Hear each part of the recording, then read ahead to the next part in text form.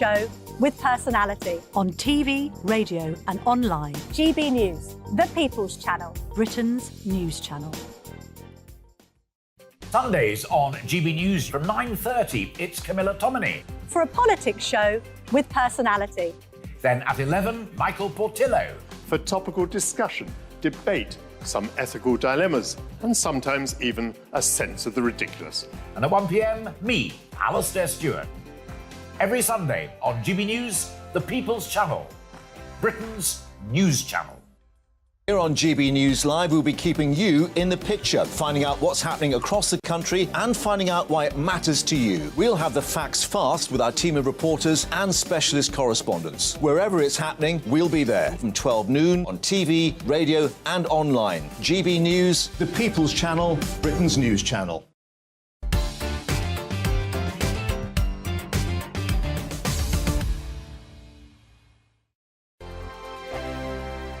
Every morning from 6 o'clock, we'll wake you up with GB News Breakfast with all the stories you didn't know from the night before. So whether it's serious news, entertainment or your own views from all over our great nation, we're here to kick off your day with a smile. The national media should be reflecting and reporting what's happening here. You will notice the northwestern accents. Whether you're with us on TV, radio or online, every morning it's breakfast from 6 a.m. Hope you can join us. We are GB News, right across the nation. You can get us on television, on radio, on digital. We're absolutely everywhere. Amazing! You see, amazing! You remind me of me in the European Parliament. But here's the most important bit. We are not part of the mainstream establishment. We think and speak just like you do. We are the People's Channel. Magnificent. That's really, really thoughtful. Come and join us on GB News, the People's News Channel. My name's Tom Harwood and join me 9:30 a.m. every weekday for The Briefing, your one-stop shop for everything you need to know about what's going on in politics today. I wonder if this is a deal that might need to be like the biscuits in this factory, twice baked. Is there not an opportunity here to win out against the extremes? Tom Harwood, GB News. What are you going to do about it? Things should have been done differently, and they certainly are being done differently. Don't miss it. The Briefing with me, Tom Harwood, 9:30 Monday to Friday on GB News. Join me, Nana Akue, Saturday and Sunday afternoons on GB News. Expect fiery debate and passionate discussion as me and my panel tackle some of the biggest topics hitting the headlines. It's a place for everyone's opinion. No one gets cancelled, but no one gets an easy ride. Oh, she's on it today! Be ready for conversations that are fierce, frank, and of course, fun. Every Saturday and Sunday afternoon from 4 p.m. on GB News, the People's Channel.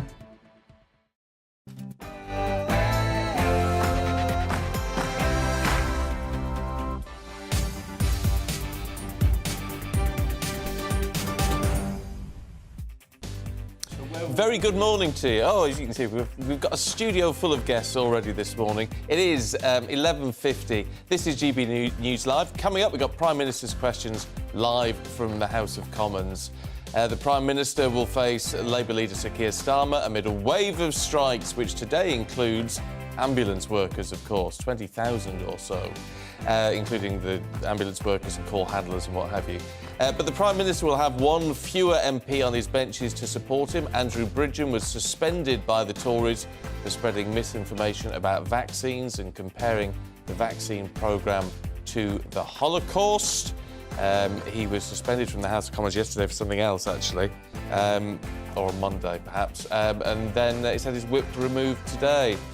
A punchy first PMQs of the year, then, about to get underway. We'll bring it to you in a few minutes here on GB News Live.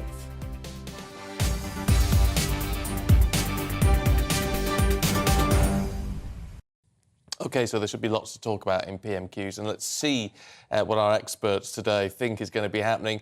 Labour MP for Chesterfield and Shadow Education Minister Toby Perkins is with me, alongside Conservative MP for Wellingborough, Peter Bone. Gents, good to see you. Let's kick off, if we can, Toby, with you and see what is going to be top of Sir Keir's agenda. It's got to be strike action, hasn't it? Well, I think, don't actually know what he'll want to go on, but I think that, the state of the National Health Service is a key priority for us. We've got the Opposition Day debate about the National Health Service today, so it won't be surprising if he wanted to talk about that. I'm sure Sir Peter, just like myself, has had numerous communications from constituents over the Christmas break and had a harrowing meeting with the Chief Executive of Chesterfield Royal Hospital, know the pressures they've been under. So that's quite a possible one, and we'll see what else he wants to talk about. Yeah, I mean, it's going to be interesting, isn't it, Peter, in that, I mean, there doesn't seem to be at the moment, from the government's perspective, any way forward. I mean, they are absolutely in a stalemate, aren't they? Well, certainly on the health question, there was a statement yesterday, which, in fact, 2-hour statement. It was well attended on both sides of the House. And what came out of that, and it's something that's interesting, what Toby just said, that his area's got a serious problem.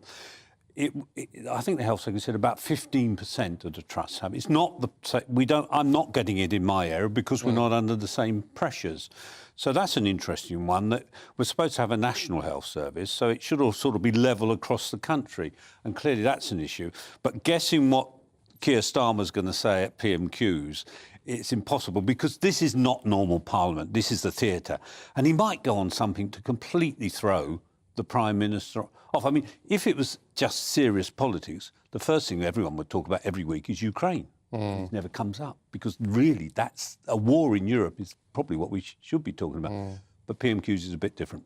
It's difficult, isn't it, for the PM on the back of Andrew Bridgen, isn't it? I mean, not only suspended for 5 days as he was, today he's had the whip removed over this very odd tweet he put out. I think we've got it there. There you go.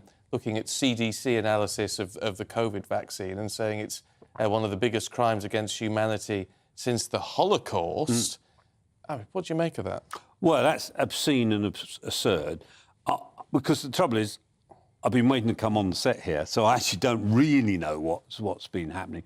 I mean, you can't possibly claim that something that's saved millions of lives across the globe, the vaccine, how could you possibly compare that to the Holocaust? So, but I really don't know the details, but if he did say that, then you can understand why the whip was withdrawn, and he should apologise immediately for that. I mean, the problem is with this for the government is that it undermines. I mean, the government's on thin ice anyway after everything that's happened in the last year. Comments like this, someone else having the whip removed and also something else being suspended from Parliament for 5 days, it just further chips away, doesn't it, at any sense of security that the British people have in the government. Well, I don't think I actually agree with that, because there are people suspended from the Labour Party and probably from the Liberals and... But it never has the same impact. No, it doesn't, which is slightly unfair. But, I mean, Andrew has always been an outspoken backbench MP, and I'm always good, and I wouldn't want people fired for criticising the government. And I'd do that. Mind you, I'd have been fired tons of times if that was the case. But what you can't do is say something as obscene as saying that the Holocaust and the vaccine programme. Now, he may well be right, that a very, very small minority of people are affected by it. And we need to look after those people. And I know Sir Christopher Chope, on the other hand, has been running a really reasonable campaign saying compensation for these people should be much bigger. So there are... But Holocaust and that is just plain wrong. It's a different ball game, isn't it? Talking about being on thin ice, Sir Keir's got a problem, hasn't he? When it comes to the strikes and the legislation that was put before the House yesterday on maintaining safety levels, as it's now been phrased. So, I mean, the Labour Party doesn't seem to have condemned the idea of it, per se. Of the legislation? Yeah. No, we have. I mean, we're very much against that, and we'll be voting against it. The basic right to strike is something that's understood and accepted right across civilised nations, and it's appalling that it's being taken on in this way. Well, except, most of European nations have some sort of legislation in place to protect minimum levels of working for key areas. So I mean, this would be, I think, the most draconian legislation across Western Europe. We already have restrictions on strike action. Today, we've got an ambulance strike, but if you have a 999 life-threatening emergency, you phone an ambulance and one will be coming as well as it ever does. Well, we're told that in terms of sort of life-threatening emergencies, people should still phone an ambulance. There've been massive problems with ambulances anyway. But you know, that sort of acceptance is there, that people in those emergency circumstances will ensure that those services are still provided, and we have restrictions on the armed forces, on the police, in terms of the strike action they're able to take. But I think broadening that in this sort of way, in a very political way, is hugely retrograde. It is a big dividing line. The Labour Party won't be supporting this. And I think that the sort of relish with which the government seem to be enjoying these strikes and sort of seeing the extent that, you know, they think, oh, it's putting Labour under pressure, you know, talking about rail strikes, talking about ambulance strikes. I think that's, you know, every week we see Rishi Sunak demanding that Keir Starmer takes action about these, as though they're Keir Starmer strikes rather than Rishi Sunak. So, no, I think that ambulance workers in my constituency who are on strike, I know they haven't done that lightly. It's hugely disappointing, but I place the blame squarely and fairly at Rishi Sunak's door. Do you think there's political relish when it comes to strikes? I really think Toby was wrong on that. You know, Toby rightly said that in relation to police and the armed forces, you can't go on strike. It seems minimum service levels are sensible, but there has to be a quid pro quo for that. So there has to be a wraparound thing to say, well, our salaries, our work practices are going to be decided completely by an independent group. So there has to be a sort of compromise. But I think most people think that ambulance drivers should not be allowed to go on strike because of the huge damage. And leaving, you know, you say life and death, but what if you're an 80-year-old, you break your hip, and you're lying there for probably a whole day waiting for an ambulance? That can't be right. And if people in France, if countries like France can do it, we can do it. But it's not just one or the other. It doesn't say, right, you've got to do this. There's got to be a wraparound thing to make sure, like it is acceptable to, say, the police and prison officers. Do you think that's not been handled in the right way so far, then? Because there hasn't been talk of a compromise or a wraparound on this, has there, so far? Well, I expect... I mean, Toby is talking about the legislation. Well, the bill's got to be published, we've got to debate it, and and it goes through this process. This bill will have no relevance to what happens on the current strike. And I always believe if there's a strike, something's gone wrong. It may be the labour force have overstepped, or it may be the employers have overstepped. You know, when the fire brigade goes on strike, what I do is I go and see the firemen on the picket line, because that's where you get the truth. The unions say one thing which is wrong, the employers say, no, go and talk to people affected. And there's always a compromise, and that's what the government's working for. But I have to say, and I know Toby agrees with me on this, that I think some of these strikes are led by the trade unions do look a little bit political. Right. Final thought on that, Toby? Well, I mean, I think, you know, we're in a cost of living crisis. People do not give up a day's pay lightly at the moment. And the idea that the unions are able to somehow hoodwink their members into sending back, very difficult to achieve a strike ballot now, that they're able to kind of hoodwink their members into sending those ballots back. No, I don't believe that. I think the people go on strike very reluctantly indeed right now. But do you think unions are referring back to their members enough when it comes to deals that are being put on the table? Well, I mean, we've got very strict legislation in place in terms of how you actually call a strike, on pain of prosecution against trade unions. And the government are very good at saying, right, it's got to be a written ballot. You know, Conservative Party leadership contest, that was able to be done on an online ballot. But if you want to strike, you can't do it online. It's got to be sent out in post and returned in post.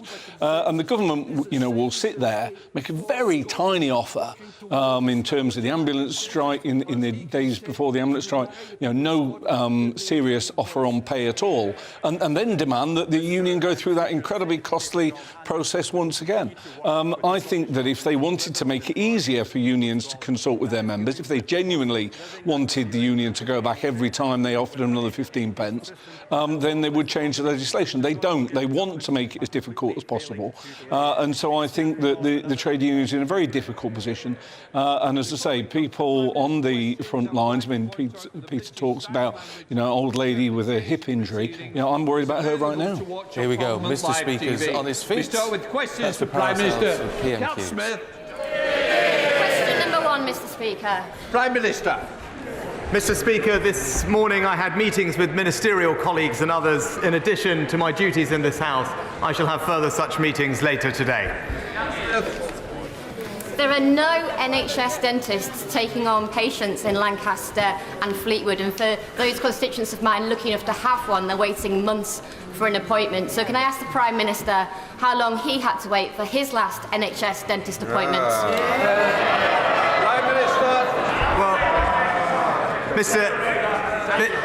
Mr. Speaker, as a result of the new reformed NHS dentistry contract, there are now more NHS dentists across the UK with more funding, making sure people can get the treatment they need. But, Mr. Speaker, let me answer the lady directly. I am registered with an NHS GP. I have used independent healthcare in the past. I'll answer her question. Registered with NHS GP. I have used independent healthcare in the past, and I'm also grateful to the Friarage Hospital for the fantastic care they've given my family over the years. But the truth is, Mr. Speaker, I'm proud to come from an NHS family, and that's why I'm passionately committed to protecting it with more funding, more doctors and nurses, and a clear plan to cut the waiting list. Thank you, Mr. Speaker. You are 24 times more likely to become a doctor if a parent is a doctor, 17 times more likely to become a lawyer if a parent is a lawyer, and there is a lower proportion of disadvantaged young people being admitted to degree-level apprenticeships by employers than to degrees by universities. So I warmly welcome what my right honourable friend set out last week about education and family. But does he agree with me we also need our universities, employers and professions playing their part to improve social mobility in the UK? Well, Mr. Speaker, everyone should have the opportunity to succeed, and my honourable friend is absolutely right that we all have a part to play. That's why I'm pleased the Social Mobility Commission is working to provide new information to young people about the opportunities available to them, but also a toolkit for employers so that they can also play their part in improving social mobility. We now come to the Leader of the Opposition, Keir Starmer. Thank you, Mr. Speaker. In the 13 years of the last Labour government, there were no national NHS strikes. If the Prime Minister had negotiated with the nurses before Christmas, they wouldn't be on strike. If he'd negotiated with the ambulance workers, they wouldn't be on strike either. So why is he choosing to prolong the misery rather than end these strikes? Prime Minister. Mr. Speaker, we've always been clear that we want to have constructive dialogue with the unions. That is also why, when it comes to the issue of pay, we have accepted in full the independent recommendations of the pay review bodies. But now the honourable gentleman simply doesn't have a policy when it comes to this question. If he talks about wanting to end the strikes. The question for him is simple then. Why does he not support our minimum safety legislation? We all know why. We all know why, Mr. Speaker. It's because he's on the side of his union paymasters, not patients. Mr. Speaker, when I clap nurses, I meant it. His response to the greatest crisis in the history of the NHS is to threaten to sack our nurses. His Transport Secretary says it's not the solution. His Education Secretary hopes it won't apply in schools. His own assessments say it could increase the number of strikes.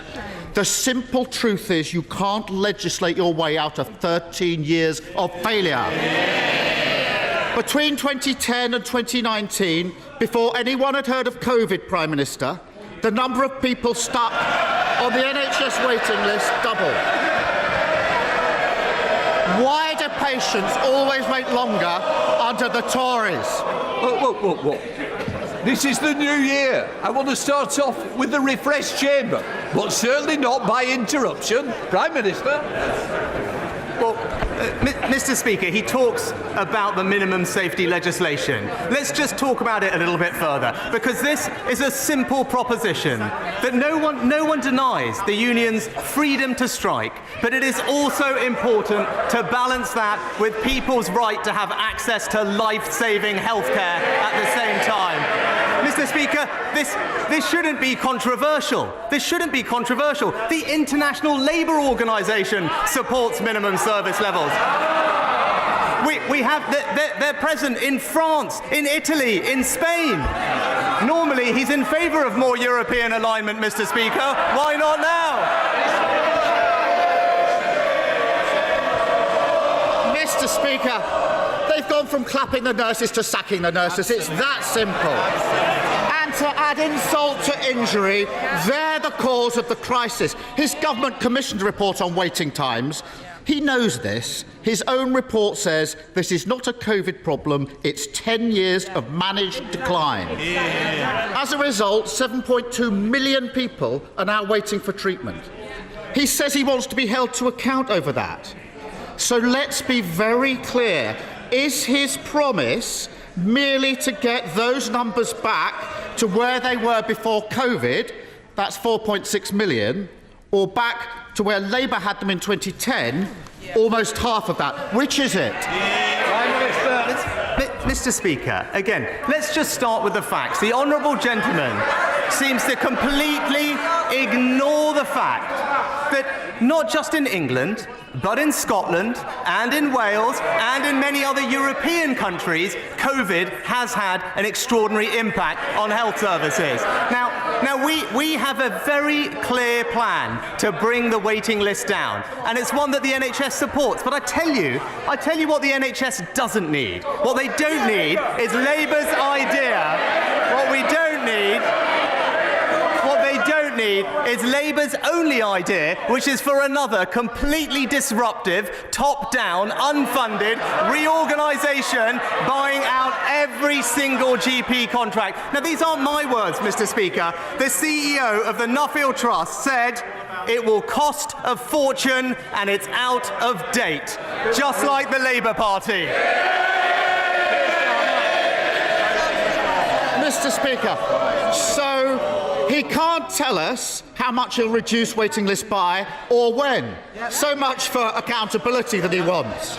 As ever with this Prime Minister, you scratch the surface and you find there is nothing there. Last month, 1.4 million people waited more than 4 weeks for a GP appointment. When Labour left government, you were guaranteed an appointment in 2 days. When does the Prime Minister expect to get back to that? Well, Mr. Speaker, when it comes to waiting lists, we've already eliminated 2-year wait lists, done last year. We're on track this spring to eliminate those waiting 18 months, with a clear plan to go further, to eliminate those waiting 52 weeks by next spring. And we're doing that with record funding, more community diagnostic centres, more surgical hubs and more patient choice. And that's why, Mr. Speaker, I've made tackling wait lists one of my 5 priorities. But what are his? They seem to change every single week. That first, he was against NHS outsourcing. Now, he's apparently in favour of it. He's inconsistent, unprincipled, and in hock to his union. I wonder if Order. Can I just remind the Prime Minister, it's Prime Minister's questions, not opposition questions. Keir Starmer. Thank you, Mr. Speaker. I heard the Prime Minister saying he's now registered with an NHS doctor, so he'll soon enjoy the experience of waiting on hold every morning at 8 a.m. to get a GP appointment. But I can tell him that those that are waiting now don't want another round of empty promises or boasting about what he's done. They just want to know when they'll be able to see a doctor. And this is not just about routine care. There could be nothing more terrifying than being told you might have cancer. That's why the last Labour government brought in a guarantee you'd been seen by a specialist within 2 weeks. Today, 50,000 people are waiting longer than that. 50,000. And everyone in this House will appreciate the anxiety that they're feeling. So when will cancer patients once again get the certainty of quick care that they got under Labour? Mr. Speaker, why is there a challenge with cancer times right now? I tell you, again, it's just... I just absolutely no understanding of the situation, Mr. Speaker. What happened to cancer referrals during COVID? They went down by almost 2/3, Mr. Speaker. That was because of a pandemic that they went down. And by the way, if we had stayed and listened to him, we'd still be in lockdown and there'd be a bit more waiting list, right, Mr. Speaker? But actually right now, there are record levels of cancer treatment as we catch up with those missed things. But he talks about what's terrifying, Mr. Speaker. What's terrifying is right now. What's terrifying is that right now, people not knowing whether when they call 999, they will get the treatment that they need. Now, Mr. Speaker, in Australia and Canada and the US, they ban strikes on blue light services. We're not doing that. All we're saying is that in these emergency services, patients should be able to rely on a basic level of life-saving care. Why is he against that, Mr. Speaker? There's not a minimum level of service any day because they've broken the NHS. He's not promising that people would get to see a doctor in a few days, like they did under Labour. He's not promising that cancer patients would get urgent treatment, as they did under Labour. He's not even promising an NHS that puts patients first, like it did under Labour. No, he's promising that one day, although we can't say when, their record-high waiting list will stop growing. And that's it. After 13 years in government, what does it say? But the best they can offer is that at some point they might stop making things worse. Right, Minister? Well, Mr. Speaker, when it comes to the NHS, it's crystal clear. The Conservatives on the side of patients, Labour on the side of their union paymasters. Mr. Speaker, I've laid out my priorities for the country. Waiting lists down, inflation down, debt down, growth up, and the boat's stopped, Mr. Speaker. All he does is flip from one thing to another, and that's the difference between him and me. He's focused on petty politics. I'm delivering for Britain.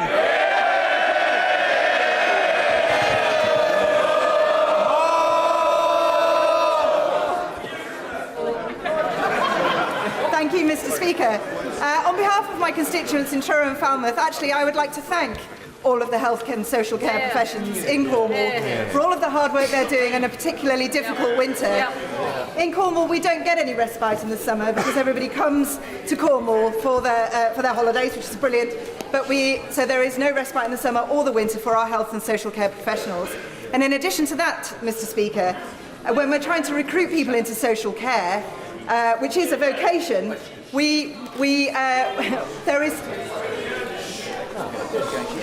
they are competing with hospitality. And I would like to ask my right honourable friend, the Prime Minister, whether he is aware of these extra challenges that places like Cornwall face in recruitment and retention. Well, my honourable friend is absolutely right to shine a spotlight, and I share with her and be incredibly proud of all our social care workers for the commitment that they have to their profession. And that's why many of them will benefit this spring from an almost 10% increase in the national living wage, putting an extra £1,600 in their pay slips. But also, we want to make sure that they feel valued with professional development, training and career progression, and the £500 million investment we're putting into the social care workforce will do exactly that for hers and other workers. We now come to the leader of the SNP, Stephen Flynn. Mr. Speaker, the longest and deepest recession in the entire G7. Brexit, 13 years of Tory rule. The energy price crisis, inflation and interest rates. If the people of Scotland are to do the math, as the Prime Minister so hopes, will they not come to the conclusion that this union simply doesn't add up? Well, I'm pleased the honourable gentleman brought up energy, and he's right to do that, because energy, and when it comes to the economy, is incredibly important to Scotland's energy, and actually Scotland will play a fantastic part in helping us transition to net zero. But what we do now know is that the Scottish Government don't want to support Scottish energy industry and the 200,000 jobs that it produces. I'm keen to work with the Scottish Government to support the North Sea, because it's something that we're all very proud of in the United Kingdom. Mr. Speaker, if he wants to talk about the fact that Scotland is energy rich but fuel poor on Westminster's watch, I am more than happy to do so. But for today, let's reflect upon numbers, and in particular those numbers which were shone a light on by Sam Coates of Sky, in particular those in relation to the Prime Minister's favourite potential successor, which showed that over the course of 4 months, from 4 speeches, he raked in excess of £1 million. Does the Prime Minister not find it utterly perverse that senior members of the Conservative Party are feathering their nest in this way, whilst at the same time seeking to deny working people the opportunity to strike for fair pay? Mr. Speaker, I don't think we need to talk about our predecessors, but I remember.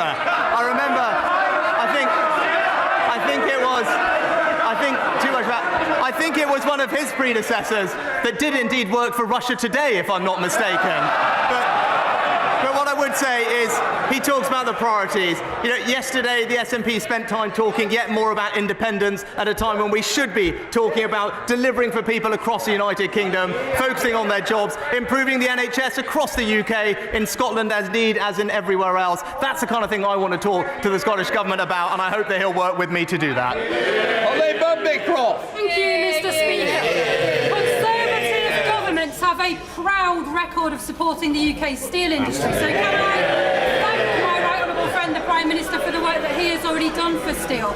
He will know that steel is a vital strategic industry. It is essential for everything we do, from defence to growth. So can I ask him, will he do everything he can to ensure that we're always able to make steel in this country? And does he agree with me that steel is always safest under a Conservative... Mr. Speaker, my honourable friend is a fantastic champion for the steel industry, and this government remains committed to a thriving UK steel industry. That's why our support for steel includes almost £800 million in relief for electricity costs, and steel companies are eligible to bid for up to £1.5 billion in capital grants to speed their transition to net zero steel production. Liz Saville-Roberts. And I'm sure the whole House will wish to join me in wishing all the best to Gareth Bale, the former captain of the Wales men's soccer team, who's been a national inspiration and took Wales to the Football World Cup. This Tory government attacks dedicated health and ambulance staff, but disruption from strikes is as nothing compared with the chronic disruption caused every day by their 13 years butchering of health budgets. Meanwhile, Labour's Health Secretary in Wales follows the Tory playbook, blaming patients themselves for the standards of their health. But the reality is this: health services in Wales suffer from a combination of mismanagement by Labour and a Westminster funding system which perpetuates poverty. Yeah, indeed. Levelling up. Prime Minister. Far too long. The Prime Minister must have got Will he therefore commit to funding Wales in public? Prime Minister, you can't go on forever, Liz. Well, Mr. Speaker, first of all, let me join with the Honourable Lady as a Southampton fan. Gareth Bale, also a hero of mine as well, and I wish him well. But when it comes to funding Wales, it's as a result of the funding from Barnet that the Welsh Government receives around significantly more funding than the NHS in England, but also £1.2 billion of extra funding as a result of the autumn statement. And what I said to the Leader of the Opposition, this isn't about actually political point scoring. The NHS is under pressure in Wales, as it is in Scotland and in England, in large part because of the impact of a global pandemic, and she would do well to recognise that. David, go in. Thank you, Mr. Speaker. Mr. Speaker, unlike parties opposite, including the Scottish National Party and even the member for Aberdeen South, I know my right honourable friend supports or recognises the critical role that oil and gas companies and their employees critically have in not only providing energy security but also delivery of the energy transition to net zero. Can he therefore confirm that this government's ongoing commitment to expanding on our carbon capture, utilisation and storage capacity, including the Acorn project in St Fergus in my constituency, and can he provide an update on the Track 2 sequencing? Prime Minister. Mr. Speaker, my honourable friend is a fantastic champion and campaigner for this project. We will invest up to £1 billion to establish carbon capture and storage in 4 industrial clusters by 2030. We very much recognise the benefits of the Scottish cluster and the role it could play in decarbonisation, and we're progressing our Track 2 and we'll set out further details in due course. Davis Jones. Mr. Speaker, the Times recently reported that schools across the UK are in crisis as the effects of online influencer Andrew Tate's vile misogyny infiltrates our classrooms and society. Teachers are now having to develop their own resources to re-educate boys who are being brainwashed online by his deeply toxic messaging. The Prime Minister has been too slow to recognise this damage this is causing. What has he done? What is his government doing to tackle this misogyny, this incel culture and the radicalisation of young men in this country? And will he commit to giving teachers the resources that they need to address this problem head on? Mr. Speaker, with regard to funding, we announced in the autumn statement £2 billion of extra funding for our schools. But I'm also proud that this government has introduced the world-leading, world-first online safety bill, which specifically improves protections for children and puts very strict obligations and penalties on tech companies for enforcing them. Thank you, Mr. Speaker. The Building a Brighter Future project at Torbay Hospital will be the biggest single investment in South Devon's healthcare services since the NHS was founded in 1948. Can you assure me the government's commitment to it remains unchanged? My honourable friend is a fantastic champion for his local hospital and his constituents. I'm pleased to say that the new hospital scheme for Torbay is part of our plan to deliver dozens more hospitals by 2030. We will remain committed to the delivery of that new hospital, and I'm pleased that his trust are talking to the new hospital programme team about how to progress those plans. Alex Cunningham. Thank you very much, Mr. Speaker.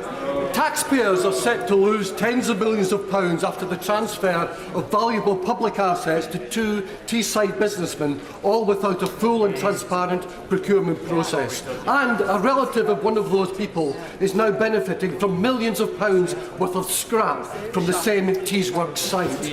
Will the Prime Minister launch an inquiry into these crony contracts? And whilst he's at it, tell his Environment Secretary to get serious about the environmental disaster of the Teesside Coast, which is linked to the site. Prime Minister. Well, Mr. Speaker, as the honourable gentleman will already be aware, DEFRA already carried out a comprehensive, evidence-led investigation, considered everything robustly, and concluded that natural causes was most likely responsible for some of the things that we saw. But we recognise people want a thorough investigation of this issue, and DEFRA have confirmed that an independent panel will be set up to report quickly. Philip Davies. Thank you, Mr. Speaker. Labour-controlled Bradford Council continually neglect the needs of Bingley and other parts of my constituency as they pour all of their money into their inner city heartlands. Therefore, my constituents look to the government in order to put right their failings. That's why the Levelling Up Fund is so important. So, will the Prime Minister insist that the Levelling Up Fund for Bingley, which has been submitted, which will also unlock many millions of pounds of private sector investment, will he insist that that bid is successful when the announcement's made in the near future? What about mine? Prime Minister. Well, Mr. Speaker, unlike the Labour Council, my honourable friend is a fantastic champion for his constituents in Bingley. As I have told him previously, I can't comment on individual bids, but I wish him every success and will be following with close interest how it proceeds. Caroline Harris. Caroline Harris. Thank you, Mr. Speaker. Does the Prime Minister believe that over 40,000 interactions by either social media, email or letter regarding the poor customer service and working conditions at the delivery company Every warrants an investigation by the relevant government department? His ministers in Bays think not. but I'm sure the Prime Minister would want the general public to believe that he at least is interested enough in this problem to take action. Prime Minister. So, well, Mr. Speaker, I'm aware that other government ministers have looked into this issue and are currently considering the matter at hand, and I'd be happy to write to her when we learn more about the situation. Mr. Speaker, does the Prime Minister agree that the right way to secure the best future for the British people is to deliver on the people's priorities and secure a strong economy? Yeah. And will he confirm that he will not make any unfunded spending commitments which would rack up billions of debt, as the party opposite have done in the last week? My honourable friend is absolutely right. If we want to safeguard the future of our public services and make sure that our young people inherit a strong economy, we must be disciplined on spending and borrowing. She's absolutely right about no unfunded spending commitments. Unlike, as she says, the party opposite, at last count, £90 billion of unfunded spending commitments. It's the same old Labour, Mr. Speaker. They always run out of other people's money. Thank you. Thank you, Mr. Speaker. Less than half of Wakefield's children managed to see an NHS dentist last year. My constituent, Mr. Fakazai's 6-year-old daughter has never seen an NHS dentist. She has 10 teeth which are black with decay and is often crying with pain. Her father feels helpless. He's called every dentist in Wakefield for a place but hasn't managed to secure one. Over 25% of 5-year-olds in Wakefield already have visible tooth decay. So when will the Prime Minister stop dithering and take action to address our national dental emergency? Prime Minister. Well, Mr. Speaker, I'm very sorry to hear about the case raised by the honourable gentleman. I'm happy to look into that specific one more closely. But as I said in answer to an earlier question, we have recently reformed the NHS dentistry contract, hundreds of millions of pounds of more funding and more dentists, which should make a difference around the country. But I'll write to him on the specific case. Scotland's oil and gas industry supports 90,000 Scottish jobs, but yesterday Nicola Sturgeon's SNP government published plans calling for as fast as possible shutdown of the industry and an end to new exploration. These plans are naive and reckless and were previously described by the SNP leader in this House as crazy. So will the Prime Minister reaffirm his support for Scotland's oil and gas workers and the future of our industry? Prime Minister. Mr. Speaker, honourable friend is absolutely right. We know that we will have to rely on hydrocarbons for decades to come as we transition to net zero, and consuming oil and gas from the North Sea means less than half the carbon footprint of importing that same oil and gas, which is obviously makes sense to do it here and in the process support tens of thousands of jobs in Scotland. So I can reassure him that the Scottish oil and gas industry has this government's wholehearted support. Thank you, Mr. Speaker. The Tory crisis in the NHS includes ophthalmology, the largest and busiest outpatient service. There are more than 650,000 people waiting to see an eye care specialist. Will the Prime Minister back my bill calling for a national eye health strategy that would ensure that nobody waiting to see a specialist will go without and potentially lead to a complete loss of sight? Prime Minister. I thank the honourable lady for her campaigning in this area, and we are taking action to improve things. Over the past 5 years, the National Institute for Health and Care Research has invested more than £100 million to support research into eye conditions. But I know that there's more we can do, and my honourable friend, the Minister, I believe, is sitting down to talk to the honourable lady in due course, and I look forward to hearing about those comments. Duncan Smith. Speaker, today I and others met with Sebastian Lai, the son of Jimmy Lai, who languishes in prison, the ex-owner of Apple Daily. I remind my right honourable friend that he is a British citizen and a British passport holder, and he now faces a trial at the end of the year in which he can be incarcerated under the new national security laws for life. For what? For publishing truth to power. Will my right honourable friend please now direct the rest of his government, particularly the Foreign Office, now to warn the Chinese government, if they persist with this, he and alongside the Americans who have already done this, will threaten that the use of common law in Hong Kong will be taken away. Well, Mr. Speaker, my right honourable friend speaks with authority on these issues, and I thank him for his continued engagement on this critical issue. He knows the actions we have already taken with regard to Hong Kong, not least providing refuge for hundreds of thousands of people here, and being robust in standing up to what we believe to be Chinese aggression and indeed an undermining of the settlement that we fought so hard to achieve. He has my absolute assurance I will continue to remain engaged and robust on this, and I look forward to sitting down with him to discuss this particular issue in more detail as soon as possible. We're Hobbs. Thank you, Mr. Speaker. Half of British women and a fifth of men have been sexually harassed at work or a place of study. The government's own figures show that 41 of those said their perpetrators faced no consequences. Thanks to cross-party and government support, my private member's bill, which has now passed committee stage, will bring about a culture change to protect workers from harassment and sexual harassment, both from fellow employees and third-party individuals. Will the Prime Minister join me in celebrating the cross-party work on this important change in the law, and by personally supporting its aims and objectives and ensuring its safe continued passage through this Parliament? Prime Minister. Can I thank the Honourable Lady for her important work on this issue? And sexual harassment has absolutely no place in the workplace, and everyone should be able to feel safe at work. Now, of course, we need to make sure that legislation doesn't have unintended consequences, but I know she is meeting with my right honourable friend, the Minister for Women and Equalities, to discuss her bill further, and I look forward to hearing her progress on that meeting. Matt Hancock. Thank you very much, Mr. Speaker. Does the Prime Minister agree with me that the disgusting anti-Semitic, anti-vax conspiracy theories that have been promulgated online this morning are not only deeply offensive but anti-scientific and have no place in this House or in our wider society? Prime Minister. Well, can I join with my right honourable friend in completely condemning those types of comments that we saw this morning in the strongest possible terms? Obviously, it is utterly unacceptable to make linkages and use language like that, and I'm determined that the scourge of anti-Semitism is eradicated. It has absolutely no place in our society, and I know that the previous few years have been challenging for the Jewish community, and I never want them to experience anything like that ever again. Final question, Nadia Whitson. Thank you, Mr. Speaker.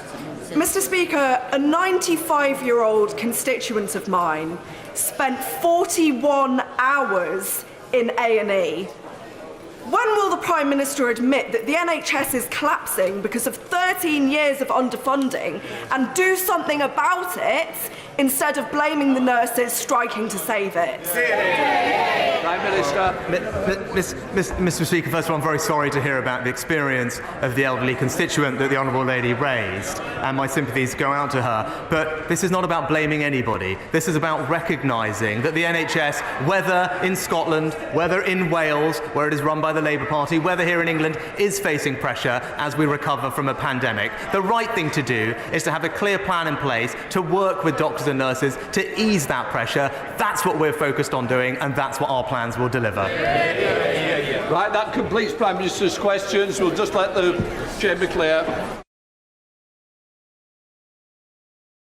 The first Prime Minister's questions of 2023 is complete. Let's see what Labour MP Toby Perkins and Conservative MP Peter Bone make of it all. Peter, let me start with you. What did you make of not only what came up, but Rishi Sunak's performance?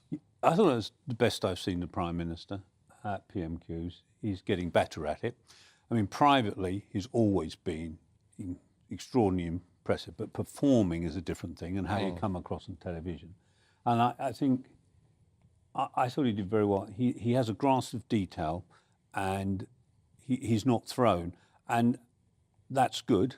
And I mean, I don't think we learnt a lot from Prime Minister's questions. You know, Labour saying we're rotten on the NHS, we're saying, well, we're running it well, and these are problems we've got to fix, and it's down to COVID. Actually, I think it is down to COVID. But did we learn very much from that? I'm not sure we did. No, I tell you what was quite interesting, though, from the general perspective, was that, in effect, the condemnation of Andrew Bridgen. Well, that question at the end from Matt Hancock was clearly put in. The Speaker knew what he was going to say, I'm sure. And it was absolutely right to condemn the linking of the Holocaust with the vaccine program. I mean, there cannot be no justification for that. Mind you, on the other side, to balance it up, I would hate to think, as a Conservative MP, if you criticise the government, they're going to withdraw the whip, because that would be... But I really did think that probably did go... Andrew Bridgen did go across the line. I think... and he should... I just think he should immediately apologise for it. Do you think he can have the whip restored? Well, if he apologised and accepted it was completely unacceptable, there's no reason to not have the whip. The government might not want him back in. That's not the reason for keeping someone out. But I'm afraid this is all breaking news, so I'm a little sketchy on the detail. But that last question from Matt Hancock, that wasn't by very accident. Loaded. Yeah. Toby, so do you agree with Peter? We didn't actually learn a great deal from that.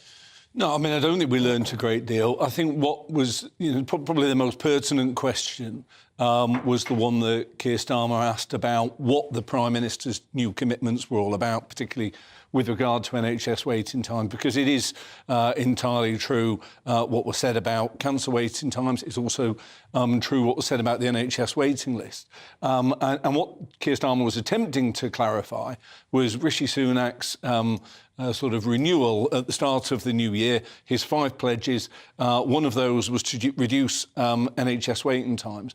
And Keir Starmer was trying to clarify, are you talking about reducing them back to where they were prior to COVID, or are you talking about getting them back to where they were when the Conservative Party came to power in 2010? Two very, very different questions. And Rishi Sunak sort of studiously ignored that question, which I think will be returning to him with vigour in future sessions. And I think that's where people do get the frustration. You know, they get there's going to be a knockabout. Is Prime Minister's going to say, going to try and end with a flourish. But when those key questions are asked that people want to get an answer to, they do expect the Prime Minister, if he's got this attention to detail, this grasp of detail, to be able to actually say, this is what I'm promising you. Because those pledges that he made seemed very wishy-washy and kind of hard to pin down without him actually making those things clear. Well, it is certainly vague, but then would you expect him to lay out... every politician knows, you both know much better than I, the dangers of laying out targets. But, I mean, he's done that himself. He's claimed, these are my 5 priorities, you can judge me against them in a year's time. So we need to be clear what those commitments are, don't we? Well, he's just said reduce.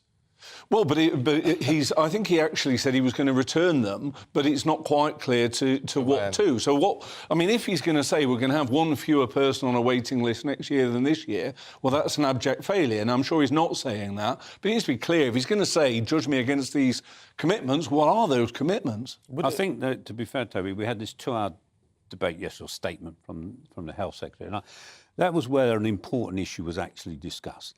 There are 15% of beds in acute hospital today where people could be discharged, but they're not being discharged for various reasons. Now, some people say it's social care. Only 1/3 of those beds are down to social care.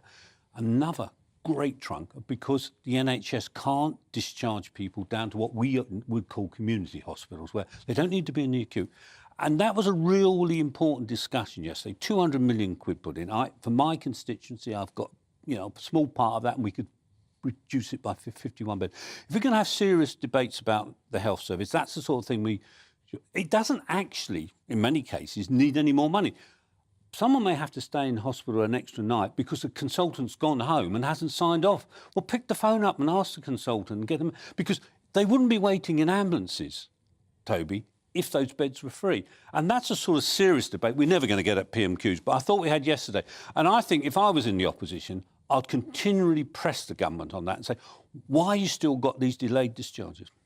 Well, we absolutely are. I mean, there's a rare agreement between us on that, because I think, Keir Starmer was asking a serious question on that.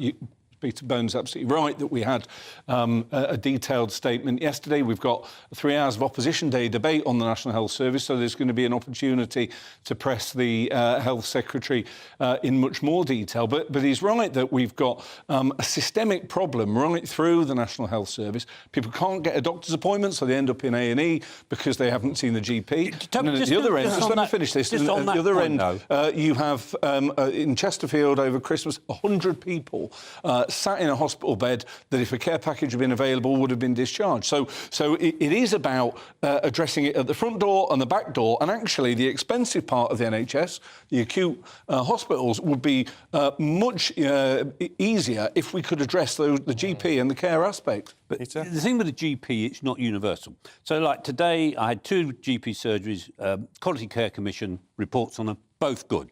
Parkland surgery in my constituency had face-to-face appointments, there's no delays. It's the areas where it's not happening, and if it can be done in 1 surgery or 2 or 3, I reckon in my constituency I've got a problem with perhaps 2 of the surgeries out of all the surgeries. We've got to fix that, and again, that's a serious point, and I don't know exactly what the solution is. Well, I mean, I think I do, because I think the way that the GP contract works is if you have an area of greater deprivation, you will have people turning up more often. So if I look at the surgeries in my constituency that are struggling, they're all in the poorest areas. I don't know about yours. I might start coming to Wellingborough for my GP appointment. You'd be very welcome. But you know, in reality, if you look in the areas of greater deprivation, people are turning up at doctor's surgery more regularly, and the contract is not reflective of that. GPs are paid more if they've got an older patient book, but they're not paid more if they've got a poorer patient book. And so I think there is things within that contract that need to be addressed if we're going to deal with that. OK, lovely. Well, look, fascinating from both of you on that one. Don't go anywhere, because we're just going to catch up with our political editor, Darren McCaffrey, see what he made of it all. Darren? Yeah, very good afternoon, Stephen. Really interesting, I think, in 2 regards. First of all, the kind of presentation, if you like, in the Commons chamber. We sat in the press gallery. It's a hell of a lot noisier, I can tell you, when you're sat up there than you get when you watch it on television. I thought, in terms of the responses, actually, Rishi Sunak did do pretty well today. He certainly ended on a high with quite a large roar from Conservative MPs. And I tend to agree with Peter Boney. He is getting better at it. He actually doesn't read his answers from the booklet. And in regards to Keir Starmer, asking some really pertinent questions there, not least of all about those commitments and when they may well be held to. But he doesn't really deviate from what is written down on his pieces of paper. He never really reacts to what Rishi Sunak has to say. There's the odd line or two, but on the whole, he's actually just fundamentally reading what's in front of him. However, so in presentational terms, I'd say actually it was a kind of score draw. However, Stephen, the big thing is, when you get down to the substance of what was said, in the end, the government really are struggling with all of this. The NHS is in a really, really bad place. Yes, of course, the pandemic is part to blame for that. The problem is that it is only part to blame for that, and the government even accept it is. And that is why Labour are, frankly, scoring those goals in the back of the net over the NHS, because there are really fundamental problems in terms of a structure, in terms of funding, and there are fundamental problems too, clearly, with the strike actions the government seemingly do not have a very quick solution to. So, you know what, this is a tricky period for Rishi Sunak. And just one final note on the very fact that at the start he made a very deliberate attempt, didn't he, to talk about the fact that he has or is registered with an NHS GP, but he has used independent care in the past. Now, this question has been put to him over the last couple of months, time and time again. He's refused to answer it, including just on Sunday. It's continued to dominate newspaper headlines since then. He's decided to try and address it today, but in doing so, about whether he's got private healthcare, if you like, in doing so, he's not really fully answered it. The questions will now just continue. He's kind of shown a little bit of ankle, but that will prompt more questions than it will answer, I suspect, and that is an issue about what precisely his use of private healthcare in the past has been. I suspect many of my colleagues in that building behind me are now asking the Prime Minister's official spokesperson that very question. I don't know why he's not dealt with this months ago or simply refused to answer it. He's now done the worst of all things, I would suggest, Stephen. He's half answered the question, which will just promptly or prompt more questions about that particular issue. Pesky journalists, Darren. Pesky journalists. Who needs them? Thank you very much indeed. What we're here for. A little bit later on. Coming up, we're going to be talking more about strikes, actually. The ambulance strikes taking place today, of course. Back in just a moment.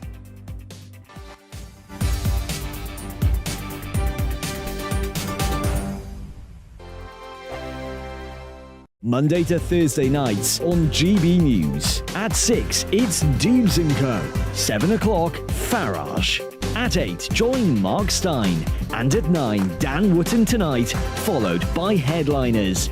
On TV, radio and online, this is GB News.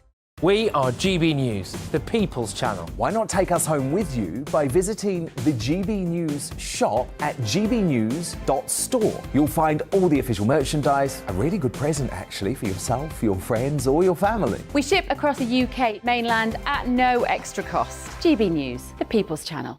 Here on GB News Live, we'll be keeping you in the picture, finding out what's happening across the country and finding out why it matters to you. We'll have the facts fast with our team of reporters and specialist correspondents. Wherever it's happening, we'll be there from 12 noon on TV, radio and online. GB News, the People's Channel, Britain's news channel. Monday to Thursday on GB News, it's Bev Turner Today from 10 a.m. We're going to be here for you, our GB News family, to keep you up to date, but also make you smile. The guy went from puberty to adultery. And I can't wait to bring a few of my own opinions. I have no time for cultural totalitarianism. We'll engage in passionate, but always polite debate, with your thoughts and opinions at the centre of it all. Only on GB News, the People's Channel, Britain's news channel. Hi there, it's Stephen and Anne.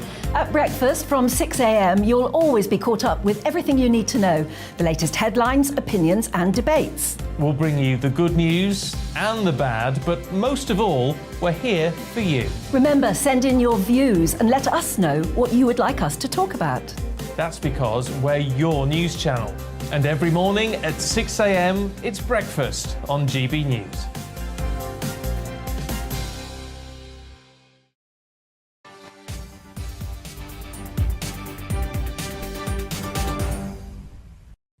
It's 12:47 now. More than 20,000 paramedics and ambulance support staff are walking out today in their second strike this winter.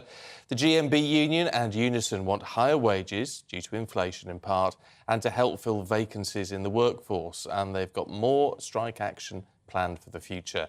NHS England are warning of delays and has advised patients to call 999 for life-threatening emergencies, but to use 111, GPs and pharmacies for non-urgent needs. Health and Social Care Secretary Steve Barclay said the strikes were an unnecessary disruption while the NHS is under pressure. Our West Midlands reporter Will Hollis has the story. It's a sound that will comfort some and concern others. But today, no matter the feeling, fewer sirens will be heard on the road. For the second time in less than a month, thousands of ambulance workers in Wales and England are on strike. Despite crisis talks between the Department for Health and union leaders at Unison and GMB on Monday, the walkout couldn't be stopped. Only the most serious of emergencies, including cardiac arrests, will be responded to today.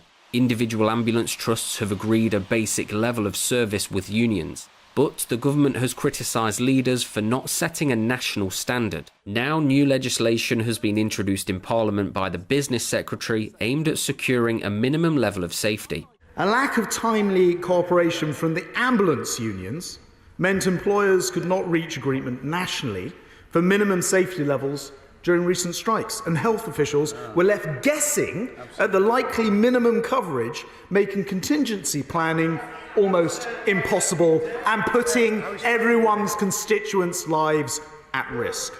In a response, Unison's General Secretary Christina McAneer said, "Ministers should be putting all of their energies into solving the NHS dispute, not worsening relations with health workers. Unions want to work with the government to secure a pay deal, but attacking workers makes that much harder. Despite the industrial action, health bosses are encouraging you to call 999 for serious emergencies." If you have a life-threatening illness, you must ring 999. Your call will be answered by an experienced call handler. They will assess you, and if you need an emergency ambulance, you will receive an emergency ambulance. With little hope of a deal to end the action now, more ambulance strikes are planned for within the fortnight. Will Hollis for GB News. Well, still with me, Labour MP Toby Perkins and Conservative MP Peter Bone. I mean, do you think that there is a fair point when the government's criticised as saying, you know, you need to stop attacking workers and put more effort into finding a resolution? Well, the government would say that they're working hard and the unions have been the problem. that's what happens. And who knows where the truth lies? And they'll have to, eventually they'll sort it out and come to a compromise. But that shouldn't happen. The strike, you should never get to strike. But what this highlights is, should we have minimum levels of service? Should we ban emergency services from going on strike? Now, that is a debate worth having. Now, I would like to move to a situation where the emergency services can't go on strike, but there's a wraparound deal that the members are happy with. We really, I mean, this isn't like, Marks and Spencer's going on strike. This is life-threatening. And if this leads to some sort of agreement that could be long-term, that might be the upside. I have to say, during PMQs, I thought the Prime Minister put Keir Starmer a little bit on the back foot with this, because every time an NHS question was raised, the Prime Minister brought it back to this legislation. And I wondered if Keir Starmer was lacking a little bit on that front. Well, I mean, I didn't think so. That's what I was saying before we started this, that I thought the government had relished for these industrial disputes and constantly trying to find them as a way of trying to gain sort of political advantage. But because you're right, Rishi Sunak constantly sort of suggests that it's sort of Keir Starmer's responsibility to resolve the ambulance disputes. Keir Starmer rightly said, well, in 13 years, we never had a national NHS strike under a Labour government. We're now getting them, increasingly regularly. I think that in terms of the ambulance services and a minimum level of service, I'd like to see the government held to a minimum level of service. I've had numerous constituents contact me because they've been waiting hours and hours. As we heard Nadia Whittam talk about one of her constituents, 42 hours waiting for an ambulance.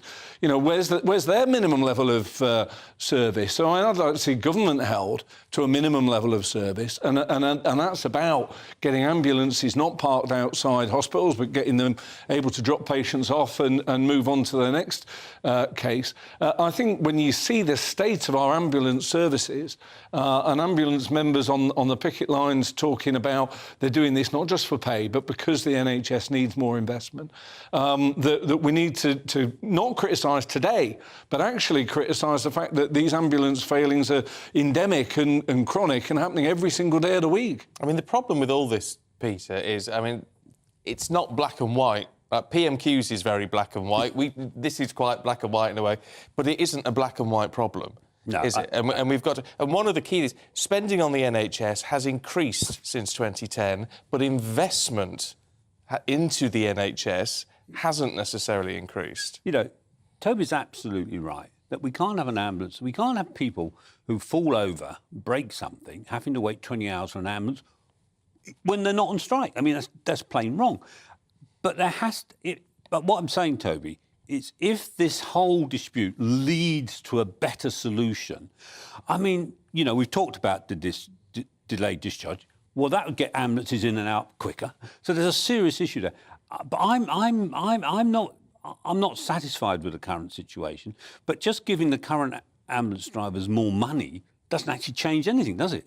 It needs some solution to the problem, an expansion. It may well end the strikes if you gave the ambulance drivers more money, but you're right that there are systemic problems that are much broader than that. But, I mean, Peter said, he'd like to sort of see removal of the right to strike, but make sure that the workers were happy. Well, if the workers are happy, there'll be no strike. There'll be no need to legislate. So let's just get there a bit quicker. We have been told that today, if you've got an emergency, you still phone. The services are still there in an emergency.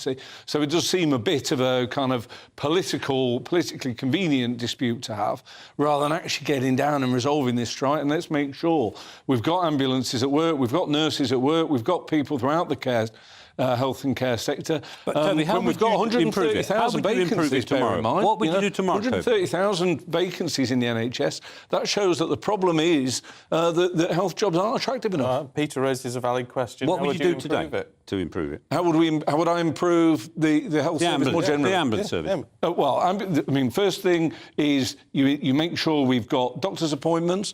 You make sure we've got care services. Both of those will result to fewer people in A&E, and they'll result to fewer fewer beds blocked up. You deal at the start and the end, and actually you relieve the pressure on the middle. And the other thing I think and that's you how need you to do it. And that's why you've got to have sensible conversations about GP surgery, sensible conversations about delayed discharges, and that's what Parliament actually, when we're not doing PMQs, gets on. That is actually the answer, because it's no good having more ambulances. They turn up at the hospital, there's no beds. Yeah. So it is complicated. It's not black and white.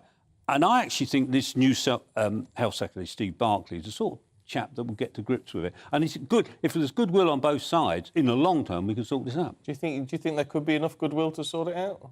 Well, I think it's relatively straightforward, and people say it's complicated. I don't think it's that complicated, actually. I think we've got to, I've just said what I think it needs. You focus on GP, you focus on care. I think the rest of it becomes a lot easier. There's definitely, workers want to be at work. They don't want to be missing days' pay at a time of cost of living crisis. Yeah. Government have got to get in there and show they want to get it resolved. Well, look, it's been fascinating to talk to both of you. Thank you for taking us through PMQs, Toby Perkins and Peter Bone. We're back with all the top stories in just a couple of minutes after the weather.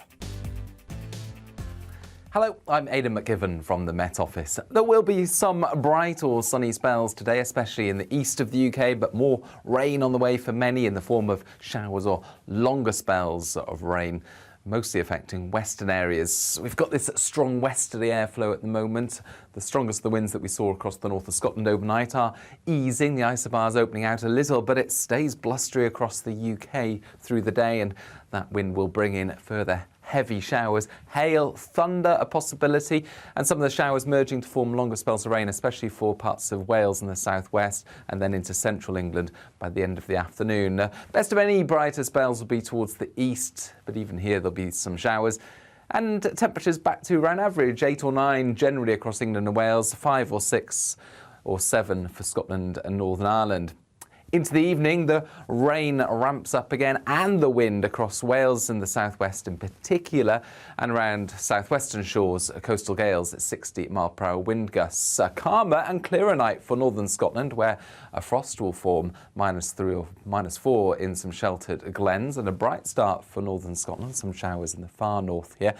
But elsewhere, a lot of cloud and further outbreaks of rain for Northern Ireland, as well as western Scotland through the morning, and Wales and the southwest. Concerns here because of the large amount of rain falling on saturated ground, especially for Brecon Beacons and Exmoor. Now, the rain will move through, followed by showers. It's a mild but blustery day in the south. Temperatures closer to average further north. And the rain, as it pushes into central Scotland, will fall as snow above 400 metres, perhaps affecting some higher routes. So it's cold for parts of Scotland, and increasingly so heading into Thursday night. Milder further south, but all areas turning colder into the weekend with further heavy showers, but also some sunny spells.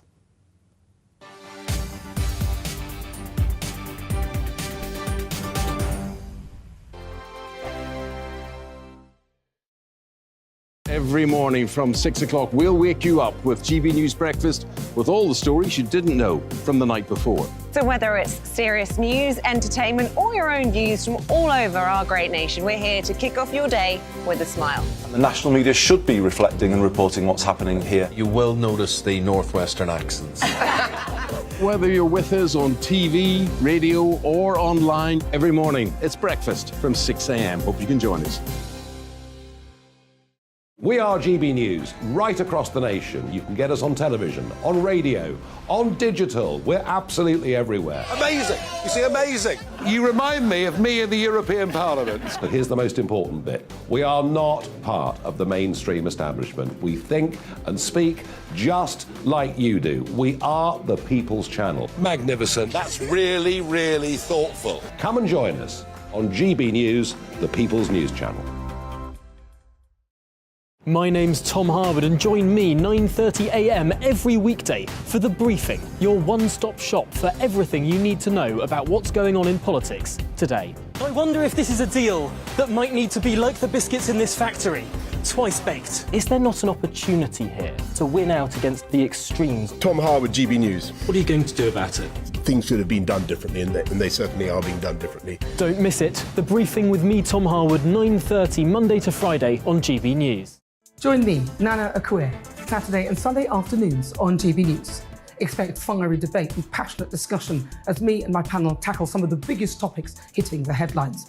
It's a place for everyone's opinion. No one gets cancelled, but no one gets an easy ride. Oh, she's on it today!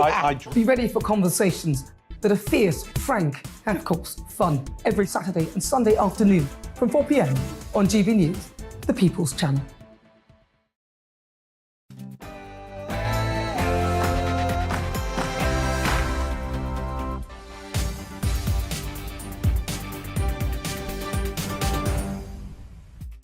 Very good afternoon to you. It's 1 o'clock. This is GB News Live. Here's what's coming up for you this hour. Try not to get injured today. That's a message from healthcare bosses as 25,000 ambulance workers stage a strike across England and Wales. Sir Keir Starmer battered the Prime Minister on the NHS at PMQs, but what would Labour do to crack down on strikes? We'll speak to the boss of the Welsh Ambulance Service very shortly. Of course, that isn't the only problem for Rishi Sunak this afternoon. Far from it, one of his MPs has had the whip removed for spreading misinformation about the COVID vaccine, comparing it to the Holocaust. We'll get more from Tom Harwood. And hundreds of flights in the United States are grounded. It's unclear whether the cause could be a cyber attack. This is the picture for flights in New York right now. Planes clustered in the major airports, already affecting transatlantic flights. We'll get more from Mark White and talk to a security expert. As always, we'd love to hear from you. You know how to get in touch. gbviews@gbnews.uk. First, though, let's have a look at all the latest headlines for you with Tatiana.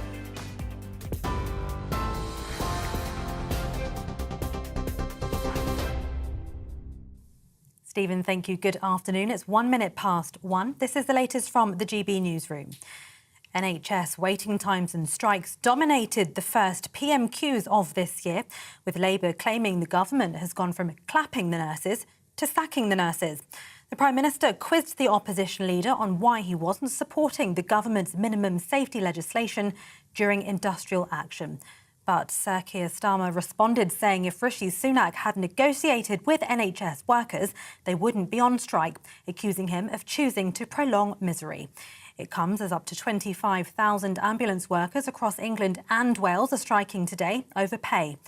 Mr Sunak says the legislation will ensure minimum service levels for key services during strikes shouldn't be controversial. Right now, people not knowing whether when they call 999 they will get the treatment that they need. Now, Mr Speaker, in Australia and Canada and the US, they ban strikes on blue light services. We're not doing that. All we're saying is that in these emergency services, patients should be able to rely on a basic level of life-saving care. Why is he against that, Mr Speaker? While the Labour leader claimed the Prime Minister is full of empty promises. He's not promising that people would get to see a doctor in a few days, like they did under Labour. He's not promising that cancer patients would get urgent treatment, as they did under Labour. He's not even promising an NHS that puts patients first, like it did under Labour. No, he's promising that one day, although we can't say when, their record-high waiting list will stop growing. And that's it. After 13 years in government, what does it say? But the best they can offer is that at some point they might stop making things worse. Conservative MP Andrew Bridgen has had the whip removed with immediate effect following his criticism of the COVID vaccine. The Chief Whip, Simon Hart, says Mr Bridgen has crossed a line, causing great offence in the process. He says misinformation about the vaccine causes harm and costs lives. Well, former Health Secretary Matt Hancock raised the matter during PMQs, with Mr Sunak condemning the comments made by Mr Bridgen. I join with my right honourable friend in completely condemning those types of comments that we saw this morning in the strongest possible terms. Obviously, it is utterly unacceptable to make linkages and use language like that, and I'm determined that the scourge of anti-Semitism is eradicated. It has absolutely no place in our society, and I know that the previous few years have been challenging for the Jewish community, and I never want them to experience anything like that ever again. Meanwhile, a rail union has warned its dispute is further away from being resolved than when it started last year. Trade union leaders have appeared before the Commons amid the ongoing strikes. The ASLEF General Secretary told the Transport Select Committee a while ago that on a scale of 1 to 10, the resolution of the situation was at 0. The RMT's General Secretary Mick Lynch has told MPs the government is attempting to lower the wages of working people. He also says he doesn't know if his members will accept profound changes to the rail industry. Under their current proposals, which are sponsored and put forward by the Department for Transport, there will be no ticket officers. And the last version of the offer that we had from the talks, there will be no guards either. So these are very stark choices. Plus they want to dilute all of our contractual terms and conditions virtually. So it's a very strong challenge for us. Elsewhere in the country, teachers in Scotland are on strike for a second day today after failing to come to a solution over pay. Secondary schools across Scotland will be closed following primary schools being shut yesterday. The Scottish teaching unions demanded a 10% pay increase, but the Scottish Government only offered 5%. Now, all outbound flights in the US have been grounded until 2 p.m. after a mass computer outage. The Federal Aviation Administration says its system, which alerts pilots about essential information at airports, was not updating. It says it's working to restore the system as soon as possible, but operations remain limited. The White House says there's currently no evidence of a cyber attack, with President Joe Biden ordering an investigation. 6 people, including a police officer, have been attacked at the Gare du Nord train station in Paris by a man with a knife, leaving one person with major injuries. Police secured the area following the incident, which happened at around 6:45 local time this morning. Officers say the attacker was shot several times by police and taken to hospital with life-threatening injuries. The motivation is not yet known. And the Foreign Secretary says post-Brexit trading issues that undermine Northern Ireland's place in the UK must be addressed. James Cleverly is meeting with Northern Ireland's party leaders in Belfast today to discuss the impact of the Northern Ireland Protocol. Mr Cleverly, along with the Northern Ireland Secretary Chris Heaton, will also speak about the stalemate within Stormont. This is GB News. We'll bring you more news as it happens. Now it's back to Stephen.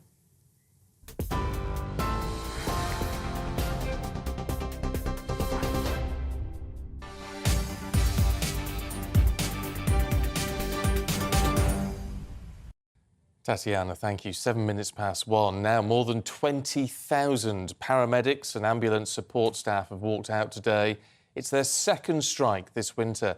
The GMB union and Unison want higher wages, partly because of inflation, partly to help fill vacancies in the workforce. And they have more strike action planned in the future. NHS England are warning of delays. They've advised patients to still call 999 for life-threatening emergencies, but to use 111 GPs and pharmacies for non-urgent needs. Health and Social Care Secretary Steve Barclay said the strikes were an unnecessary disruption while the NHS is under pressure. Our West Midlands reporter Will Hollis has the latest. It's a sound that will comfort some and concern others. But today, no matter the feeling, fewer sirens will be heard on the road. For the second time in less than a month, thousands of ambulance workers in Wales and England are on strike. Despite crisis talks between the Department for Health and union leaders at Unison and GMB on Monday, the walkout couldn't be stopped. Only the most serious of emergencies, including cardiac arrests, will be responded to today. Individual ambulance trusts have agreed a basic level of service with unions, but the government has criticised leaders for not setting a national standard. Now new legislation has been introduced in Parliament by the Business Secretary aimed at securing a minimum level of safety. A lack of timely cooperation from the ambulance unions meant employers could not reach agreement nationally for minimum safety levels during recent strikes, and health officials were left guessing at the likely minimum coverage, making contingency planning almost impossible and putting everyone's constituents' lives at risk.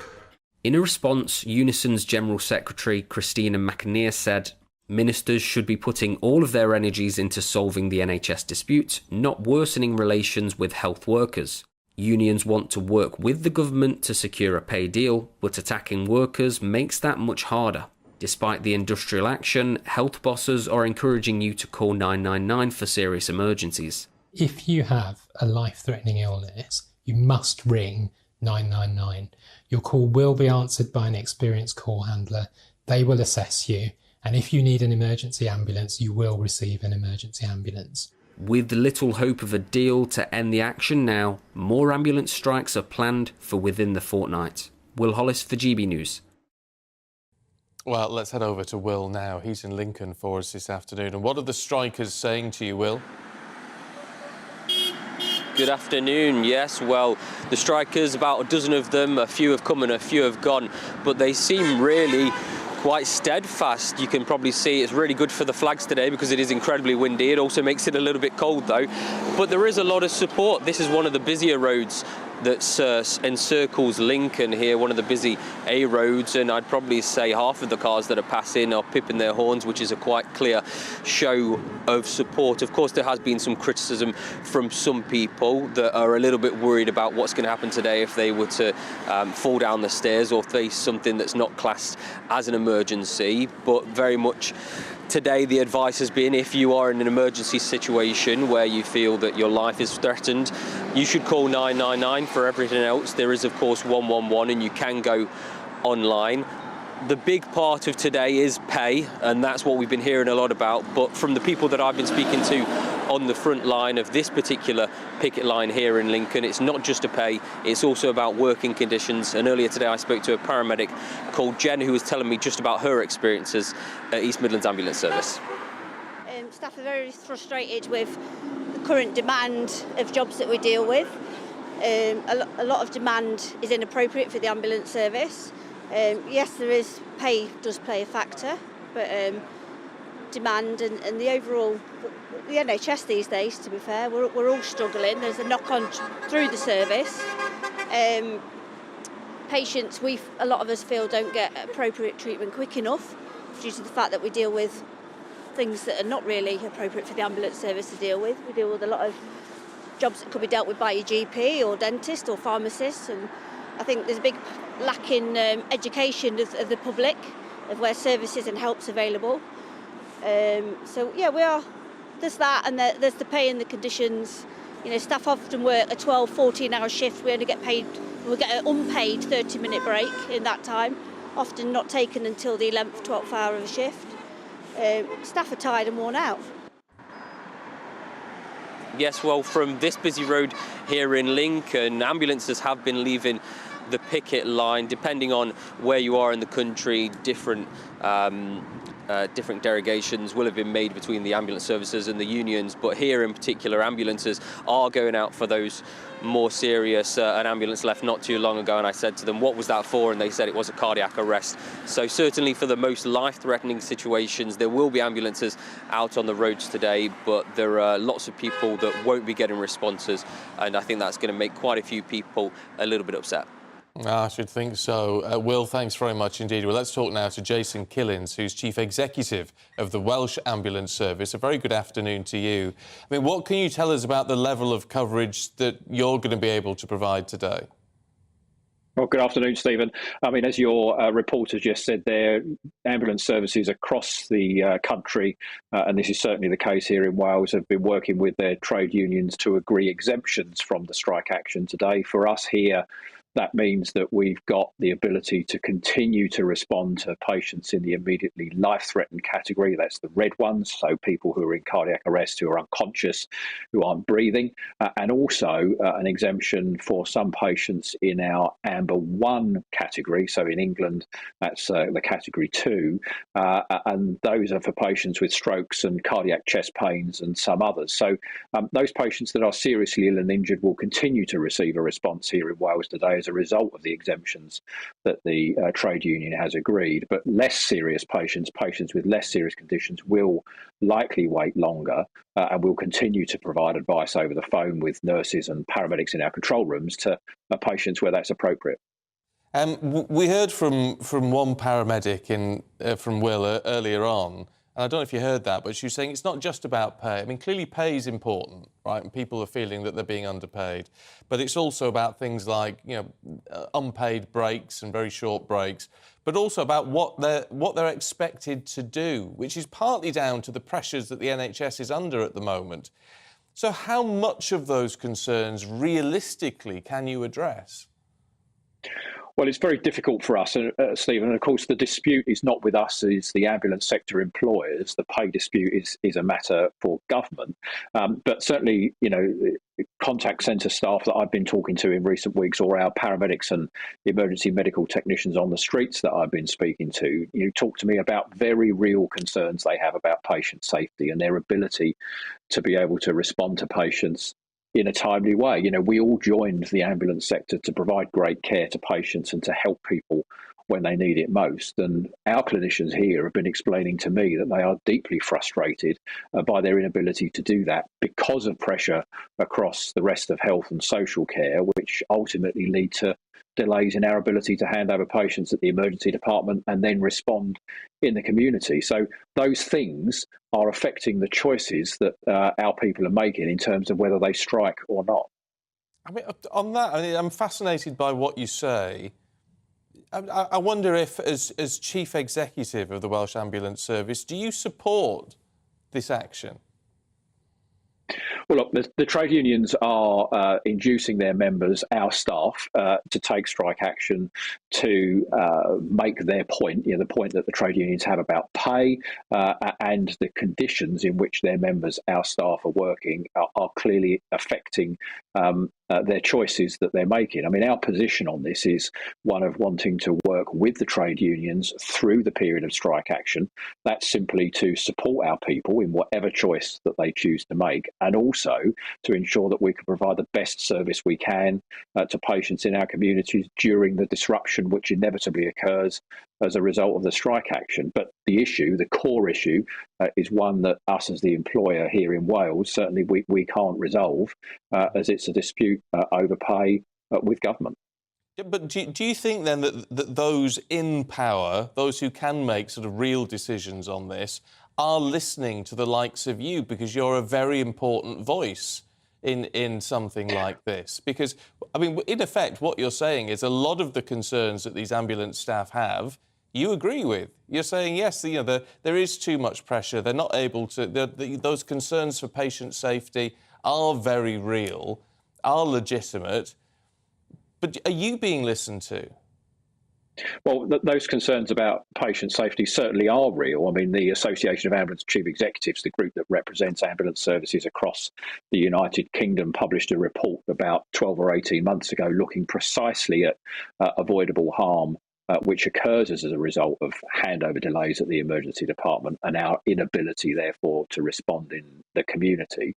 And that identified that there is avoidable harm occurring. So that's a very real issue for us. That's a concern for me. It's a concern for our clinicians and all of our staff too. So, we have clearly been working with government and the rest of the health service. I can certainly talk about, what we've been doing here in Wales to avoid conveying patients to the emergency department unless it's absolutely necessary, providing more advice over the phone and using video technology to do that as well. So there's a role for the ambulance sector to play in reducing pressure across the rest of health and social care, and particularly in urgent and emergency care.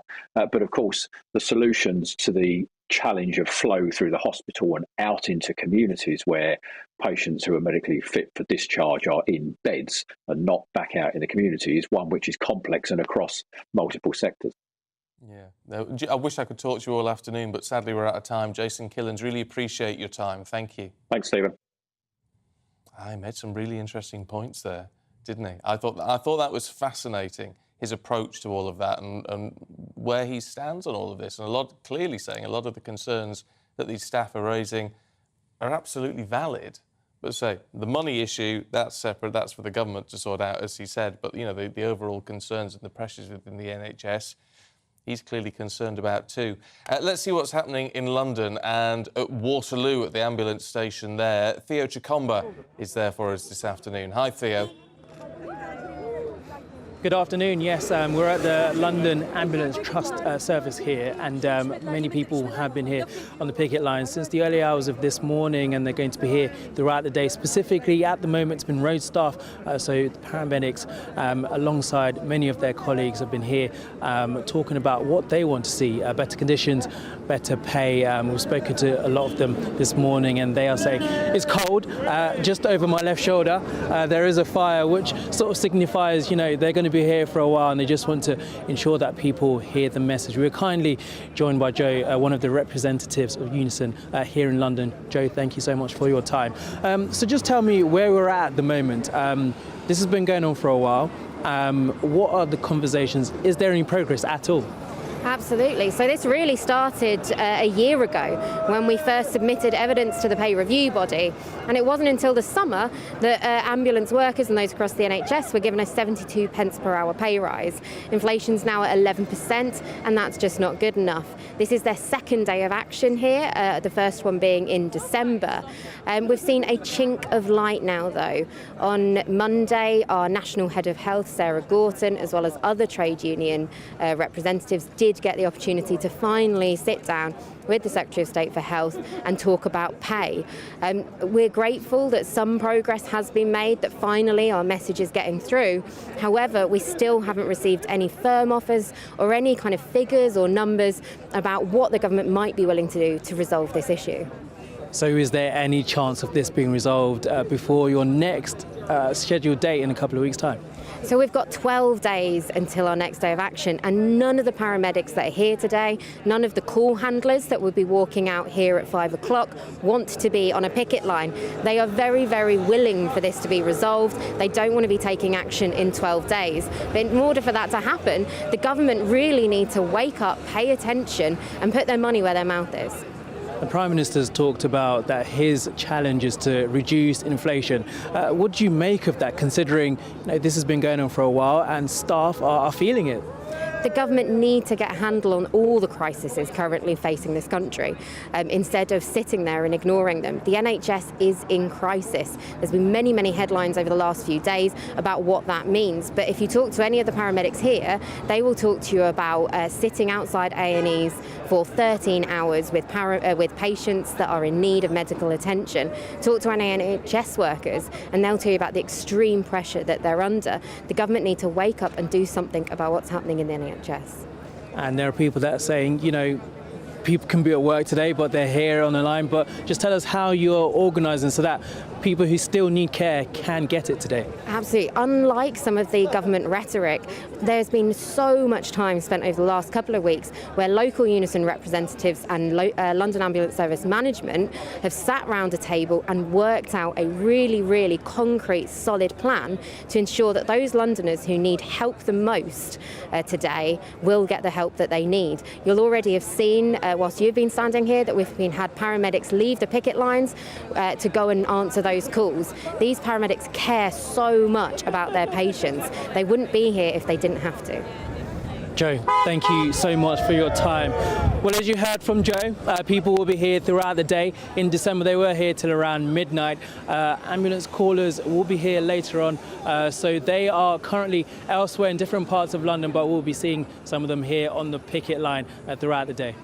OK. Theo Chicomba, thanks very much indeed. If you've got a view on that, would love to hear from you. When you hear a lady like that make that sort of argument, it's pretty compelling, isn't it? But anyway, let us know what you think. GBviews at gbnews.uk. Don't go anywhere, because coming up, we're going to be looking more at Prime Minister's questions, the first one of the year. What did you make of it all? We'll get analysis from our political editor in a couple of minutes.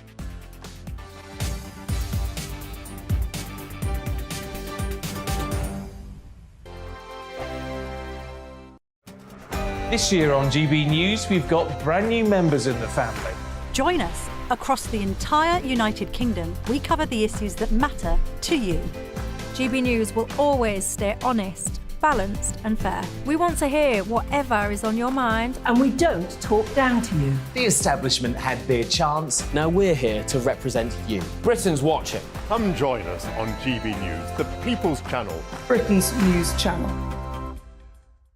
Join me, Lawrence Fox, on GB News. Frank, Fun, fearless, and sometimes serious. Much as I love a Friday night punch-up, what I really want is a battle of ideas. I want to look at things differently. I want to hear different voices and engage with your unique experiences.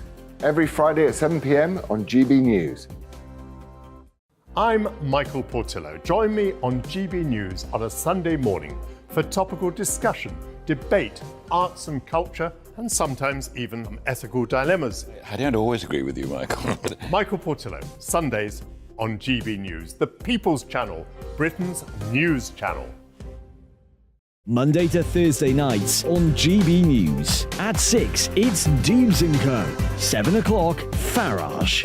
At 8, join Mark Stein. And at 9, Dan Wootton Tonight, followed by Headliners. On TV, radio and online.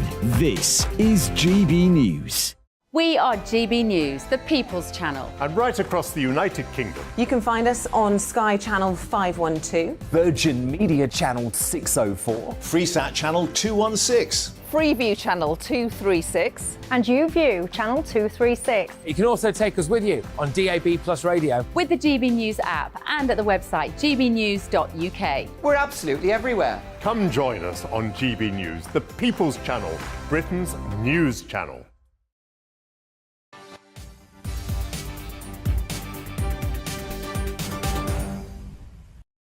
It's 1:26. Now, a little bit earlier on, we saw Rishi Sunak face Keir Starmer at Prime Minister's Questions. First one of the year, of course, and as I expected, the new anti-strike bill and NHS waiting lists featured pretty heavily. Here's some of the highlights. If the Prime Minister had negotiated with the nurses before Christmas, they wouldn't be on strike. If he'd negotiated with the ambulance workers, they wouldn't be on strike either.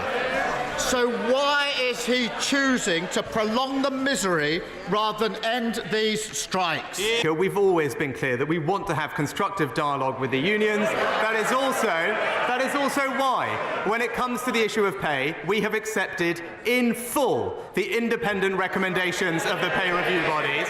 But now the honourable gentleman simply doesn't have a policy when it comes to this question. If he talks about wanting to end the strikes. The question for him is simple then. Why does he not support our minimum safety legislation?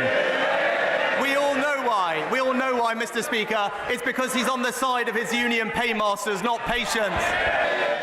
Mr. Speaker, when I clapped nurses, I meant it. I heard the Prime Minister saying he's now registered with an NHS doctor, so he'll soon enjoy the experience of waiting on hold every morning at 8 a.m. to get a GP appointment. And this is not just about routine care. There could be nothing more terrifying than being told you might have cancer. That's why the last Labour government brought in a guarantee you'd been seen by a specialist within 2 weeks. Today, 50,000 people are waiting longer than that. 50,000. And everyone in this House will appreciate the anxiety that they're feeling. So when will cancer patients once again get the certainty of quick care that they got under Labour? Just absolutely no understanding of the situation, Mr. Speaker. What happened to cancer referrals during COVID? They went down by almost 2/3, Mr. Speaker. That was because of a pandemic that they went down. And by the way, if we had stayed and listened to him, we'd still be in lockdown and there'd be a bit more waiting list, right, Mr. Speaker? But actually right now, there are record levels of cancer treatment as we catch up with those missed things. But he talks about what's terrifying, Mr. Speaker. What's terrifying is right now. What's terrifying is that right now, people not knowing whether when they call 999, they will get the treatment that they need. Now, Mr. Speaker, in Australia and Canada and the US, they ban strikes on blue light services. We're not doing that. All we're saying is that in these emergency services, patients should be able to rely on a basic level of life-saving care. Why is he against that, Mr. Speaker? Quite fiery then. Who came out on top? Who came out with something that you believed in? Love to know. GBviews at gbnews.uk. Let's head to Westminster and see what our political editor, Darren McCaffrey, made of it all. What's your verdict, Darren? Well, in many ways, I think there's always a difference, Stephen, actually, from being in the chamber and actually watching it on TV. You get a very kind of different sense of what's gone on. Having sat in the press gallery watching it, there is no doubt, actually, that Rishi Sunak had the backing of his party today. Lots of loud cheers for him. I think he is getting, frankly, better at it. You know, he's still pretty new, isn't he, as Prime Minister, and having to deal with Prime Minister's question time. Keir Starmer, on the other hand, has been doing it for quite a few years now. And also, I think there is a difference in terms of the fact that Rishi Sunak doesn't generally read his answers off a piece of paper. Yes, he's got his notes, which he refers to. Whereas Keir Starmer's approach always has been, frankly, not necessarily to kind of react to what the Prime Minister's had to say. Yes, he does that from time to time, but ultimately to kind of plough on reading out the questions that are written in front of him. Now, in terms of the actual substance, it is clear that the government is in a really, really tricky situation on all of this. Yes, the Prime Minister is right in saying that the pandemic has a large part to play in terms of the backlog that we're seeing within the National Health Service, but it is not the only reason, and Keir Starmer is clearly trying to lay that blame also at the Conservative Party and the fact they've been in government for 13 years and the fact that things were not great in 2019 before the pandemic. Things were going in the wrong direction back then. And it is also clear when it comes to strike action, even though the Conservative Party are trying to make this issue a wedge issue of a minimum level of service by bringing in legislation insisting that blue light services like that ambulance or police car behind me have to provide a certain level of service even in the midst of strikes, in the hope that the public will say that's reasonably sensible, and it's also done in Australia and Germany and elsewhere around the world. In saying that, it's not really answering or coming up with a solution to the fact that these strikes are going to continue for the weeks and months to come. The fact that they are causing disruption to schools, to hospitals, to the railway services, to bus services and elsewhere. And frankly, at the moment, the Prime Minister doesn't, or the government don't seem to have a solution to bring them to an end anytime soon. Yes, talks are continuing. There are murmurs from time to time of the fact that there might be a breakthrough or a compromise, but we seem as far apart, frankly, as ever on that issue. And just very finally, Stephen, as well, when it comes to the Prime Minister himself and his use of private medical care. Now, this is something he has refused repeatedly to answer, whether he essentially has used private insurance, private health insurance in the past. Now, today he kind of answered it by saying that he's registered with a GP, he's from a GP's family, but he has used what he called independent healthcare in the past. Now, the Prime Minister's spokesperson, as I alluded to an hour ago, has been asked lots about when did this happen, how much has he used it, and they're, again, refusing to answer those questions. I think he's dealt with this quite badly in initially not answering the question. If he has used private medical insurance and he doesn't think, frankly, that it needs to be banned, then he should defend his use of it. Many people would suggest that if you're wealthy enough to be able to afford private health insurance, actually it helps alleviate some of the burden on the NHS. At the moment, he's kind of gone halfway down, saying, yes, I've done it in the past, but I'm not going to reveal anything more. I suspect those questions will continue. I'm sure they will. Darren, thanks very much indeed for now. Look, coming up, we're going to tell you more about US flights that have been grounded across the country, so it would seem, due to a technical glitch. No evidence of it being anything serious like a cyber attack, but the President has ordered a full investigation. We'll bring you more after your news update.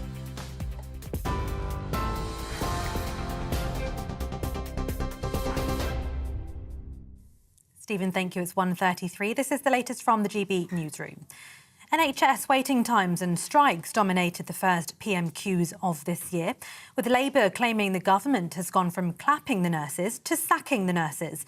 The Prime Minister quizzed the opposition leader on why he wasn't supporting the government's minimum safety legislation during industrial action. It comes as up to 25,000 ambulance workers across England and Wales are striking today. Well, Mr Sunak says the legislation will ensure minimum service levels for key services during strikes shouldn't be controversial. But Sir Keir Starmer accused him of being full of empty promises.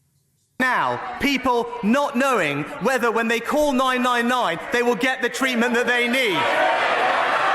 Now, Mr Speaker, in Australia and Canada and the US, they ban strikes on blue light services. We're not doing that. All we're saying is that in these emergency services, patients should be able to rely on a basic level of life-saving care. Why is he against that, Mr Speaker? He's He's not promising that people would get to see a doctor in a few days, like they did under Labour.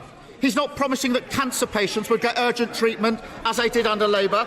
He's not even promising an NHS that puts patients first, like it did under Labour. No, he's promising that one day, although we can't say when, their record-high waiting list will stop growing. And that's it. After 13 years in government, what does it say? But the best they can offer is that at some point they might stop making things worse.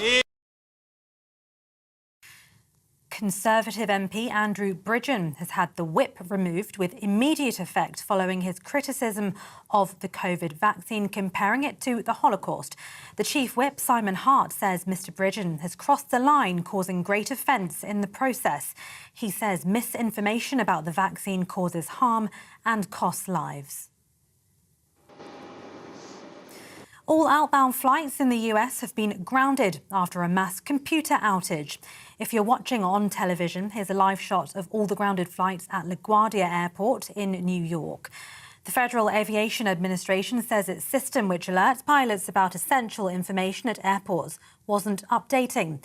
It says it's working to restore the system as soon as possible, but operations remain limited. The White House, though, says there's currently no evidence of a cyber attack, with President Joe Biden ordering an investigation. TV, online and DAB Plus radio. This is GB News.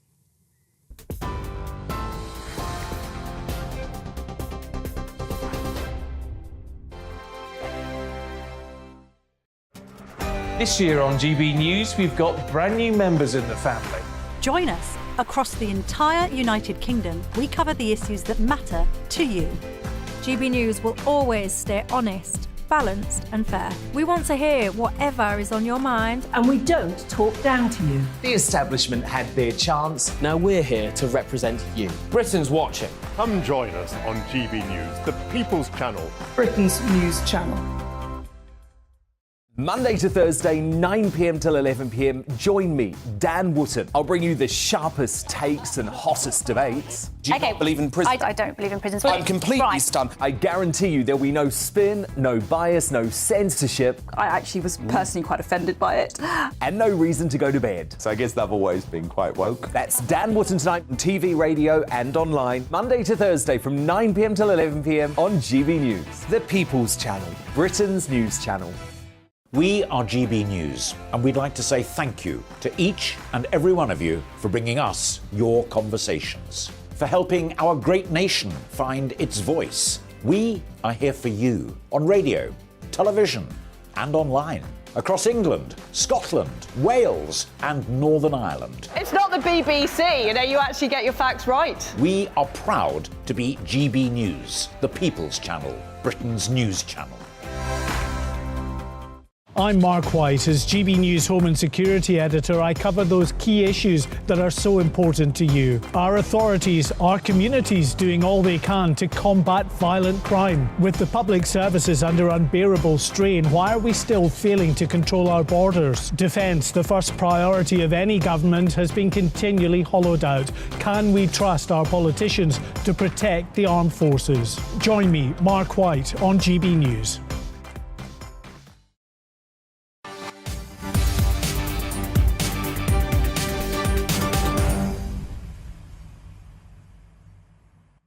It's 1:38 now. Thousands of domestic flights in the United States have been grounded because of a computer error in the national control system. The FAA currently trying to restore the system that alerts pilots about potential hazards on their routes.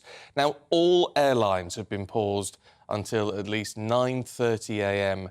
Eastern Time. Let's talk to our Home and Security Editor, Mark White, who's here in the studio. What more do we know, Mark? Well, they're trying to sort this system. It's called the NOTAM system, which is an alert system for pilots, really, to alert them to things like runway closures, delays over airspace, anything like that that might be safety critical on a flight before they take off. But because that has been out now for several hours, it is causing absolute chaos. The latest figures we were given is 3,500 flights delayed, at least 400 flights cancelled and counting. And of course, those who are saying, well, it's in the United States, it doesn't bother us. Well, for our United States audience. It will bother us. We do have viewers over there.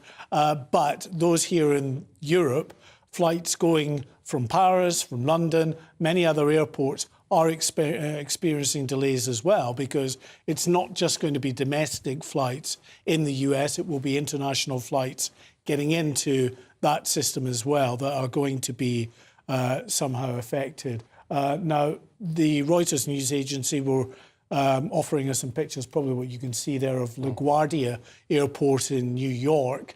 And that does show some aircraft taxiing. We know that there are still flights in the air. They are cleared, we're told, and able to land. So that's fine, but it's the departing flights that are delayed until, as you said, at least 9:30 a.m. Eastern time, which is 2:30 UK time at the moment, GMT. OK, let's have a look. This is the flight tracker sort of thing, which doesn't, I mean, obviously shows all that huddle in the yellow in the middle. That's an airport, so that's a cluster of aircraft at an airport there. You can see there's nothing in the sky there. Normally there would be you know, several aircraft at least. Yeah, well, I know you're going to keep a close eye on that for us. Meanwhile, earlier this morning, I think it was sort of 7 o'clock-ish, wasn't it, UK time, there was an incident in Paris. Yes, just really at the height of rush hour at the Gare du Nord rail station in central Paris, Europe's busiest rail station, and of course also the Eurostar destination for those leaving the UK to go there. An attack that took place, an attacker wielding a knife who stabbed 6 people, 1 critically injured, others less seriously injured. He was shot as well, we're told, by off-duty French police officers and also border security officers at that rail station, shot 3 times. He's in a critical condition. The latest reports we're getting from France suggest that he was a young Algerian male, that he had shouted Allahu Akbar before carrying out this particular attack. Now, France is on a heightened state of alert. Remember, of course, only a month ago, wasn't it? Just last month, we had this attack, a gun attack on a Kurdish community centre in the 10th arrondissement in Paris, which is very close to Gare du Nord railway station as well. Now, we don't know if the two are linked, but certainly authorities in France had been, prepared for the possibility of reprisal attacks following this attack that appeared to be carried out by a right-wing extremist last month. So some real concern. It's still not officially been declared a terrorist incident as yet, but the counter-terrorism prosecutors say that they are currently assessing all of the information before potentially taking over that investigation. Don't want to jump the gun on anything like this, because we have got to play it carefully, but you'll know from your contacts, when something like this happens in a country like France and in Paris, obviously, which a lot of us go to, does that have an impact on security and anti-terrorism forces over here? Does it heighten the alert? Yeah, it all goes into the calculations that a body called JTAC, the Joint Terrorism Analysis Centre here in the UK, carries out all of the time. They're assessing all of the latest intelligence, plots, because they're aware of multiple plots at any given time that they're following before then moving in when they've got enough evidence that they feel they can put before the courts. Sometimes they just have to move in if they feel there's a threat to life imminently. At the moment, we in this country have a terrorist threat level. The indicator is substantial, meaning an attack is likely. That had gone down from severe, meaning an attack was highly likely, where it had been for a number of years.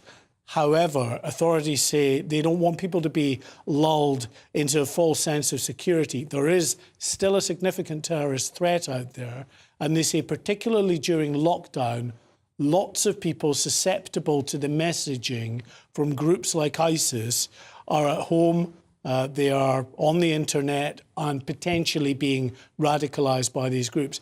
Incidentally, just in the last day or two, ISIS have put out a new propaganda video to their followers calling for fresh attacks in the West, in Europe, and London is mentioned as well. So some real concern there that although we haven't had the kind of terrorist attacks that we did have, say, in 2017, when we had 5 serious terrorist attacks in this country, we haven't had that for a while. The last one, I think, was the maternity hospital in Liverpool a couple of years back. It doesn't mean that the threat has gone away. It's still there. There are still active plots. And every now and again, sadly, an individual or more gets through and causes, or at least tries to cause, carnage. OK. Mark, for now, thank you. Now, the Foreign Secretary, James Cleverly, and the Northern Ireland Secretary, Chris Heaton-Harris, are meeting Northern Ireland's party leaders today to discuss the protocol and trade issues. However, a spokesperson for Sinn Féin has confirmed that they will not be taking part in the talks. Let's go to Belfast and our Northern Ireland reporter, Doogie Beattie. I mean, look, Doogie, the fact that Sinn Féin don't want to take part in this is not encouraging. What I tell you, as I came on air this morning, I was thinking, how on earth do I describe this to a national audience without sounding totally childish? So this morning, James Cleverly arrived in Belfast to meet the parties. He's the Foreign Secretary. He's no minor diplomat. And of course, there has to be some diplomatic sort of equality put in place. And you do not meet the leader of the opposition of a foreign state before you've met the new leader of it. And of course, in the Republic of Ireland, there's a new Taoiseach in place. His new Foreign Secretary is also there. And Mary Lou McDonald is the president of Sinn Féin. She's not a British politician. She's elected in the Republic of Ireland. So James Cleverly, well, it was probably a bit clumsy, you might add, by the Northern Ireland office, said, look, I cannot meet the leader of the opposition of the Republic of Ireland before I have met my opposite number in his government. That is etiquette, and it has been in place for many, many years. Sinn Féin, of course, jumped the gun, went nuts and said, well, we're not meeting with you, we're not taking part in those talks. Then the rest of the nationalist politicians did exactly the same. So this morning, the only people in those talks were Unionists and the Alliance Party. The rest boycotted the talks. So what was meant to be the kickstart of getting Stormont back has already stalled. The Unionists, of course, they went into those talks and they're saying, well, OK, last week the EU, the mood music was better between Britain and the EU over the information that has to be shared in order that the protocol works. Now, the Unionists don't like the protocol, and the very fact that Britain has agreed to share that information then says the Unionists, well, the Good Friday Agreement is definitely dead, because if we have to share that information, well, therefore we are in a separate state. So it is all still to play for. These talks are going to go on for another couple of days, because next week, Chris Heaton-Harris has to call an election if he wants to stay in that 12-week window before April. And of course, that is the 25th anniversary of the Good Friday Agreement, of which Joe Biden wants to come and celebrate. So it's all a mess before it even started. Although James Cleverly must watch GB News, because he's gone to a nursery outside Saintfield, one we featured last year on the price of flowers on Valentine's Day, and there he is meeting with the business owners to see how he can help with the protocol matters. Oh, well, let's keep our fingers crossed for some movement. Doogie, thank you. Let's talk to Baroness Kate Hoey, who joins us now. As always, it's good to see you. Do you have any hope? Because, I mean, I have to say, I thought the meeting that took place with a European Union representative about streamlining the protocol, about making it work more effectively, seemed to be, on the surface, a very positive move just the other day. Well, it was highlighted as a great breakthrough, but the reality, it isn't a breakthrough, because the last 6 months or so, the technical talks that have been going on have only been about this data sharing and how could they make it work. Now, that is a symptom of what's wrong with the protocol. I mean, the protocol has actually, basically, if you have customs declarations between one part of the United Kingdom and another, then it's basically saying that part of the United Kingdom is a third country, and in fact for Northern Ireland, Great Britain is seen as a third country, and it still leaves Northern Ireland under the rules of the European Union. We've been left in the EU customs union and other areas for trade, which means that ultimately the EU Court of Justice and the EU would be making the decisions about Northern Ireland with no say for the politicians in Northern Ireland and no say for the people of Northern Ireland. And I think it's actually quite shocking, really, that, what other country in the world would allow another foreign institution to be taking details of their trading relationships and allowing them to run a part of their own country? It just wouldn't happen in America and Mexico, America, Canada, anywhere in the world. And so I think this is not a breakthrough. I think it's a desperate attempt now between the Irish government, the European Union, and indeed our own government. They want President Biden to visit Northern Ireland and Dublin and Britain, and they will not be able to get that working and coming if the Belfast Good Friday Agreement is not working, because that's what they were there to celebrate. So not a breakthrough, and today looks like it's been a bit of a mess if he hasn't even been able to meet all the politicians. And indeed, he wasn't going to meet the leader of the traditional unionist voice, Jim Allister, who is a very strong pro-union, anti-protocol. And the Northern Ireland office seemed determined to stop any government minister meeting Jim. Well, Jim speaks for a lot of people in Northern Ireland, so I actually don't think that it's a very serious attempt to move things on. Just quickly, because we are a little bit tight for time, sadly. For those who are anti-protocol, what is the alternative apart from a border down Ireland between north and south? This is the fundamental problem. No one has got an answer. Oh, there's all sorts of technical solutions. You have to separate out the trading issues from the political constitutional issues. Long before, just after we left the European Union, the then Irish Taoiseach had allowed his civil servants to talk about technical solutions that would avoid any kind of structures. But ultimately, the reality is it's the European Union single market that they want to protect. And that's fine, I understand that. They, therefore, should be able to protect it. And if they say, as they've been saying recently, we can have an invisible border down the Irish Sea, well, then they can have an invisible border just over the border in the Republic of Ireland, in European Union territory. We should not have to sacrifice the union of the United Kingdom of Great Britain and Northern Ireland in order to satisfy the European Union's single market. Baroness Hoey, as always, good to see you. Thanks very much indeed. Now, let's finish with the news that a prominent Conservative MP has been suspended from his party. He's had the whip removed for tweeting misinformation about the coronavirus vaccine and, crucially, comparing it to the Holocaust.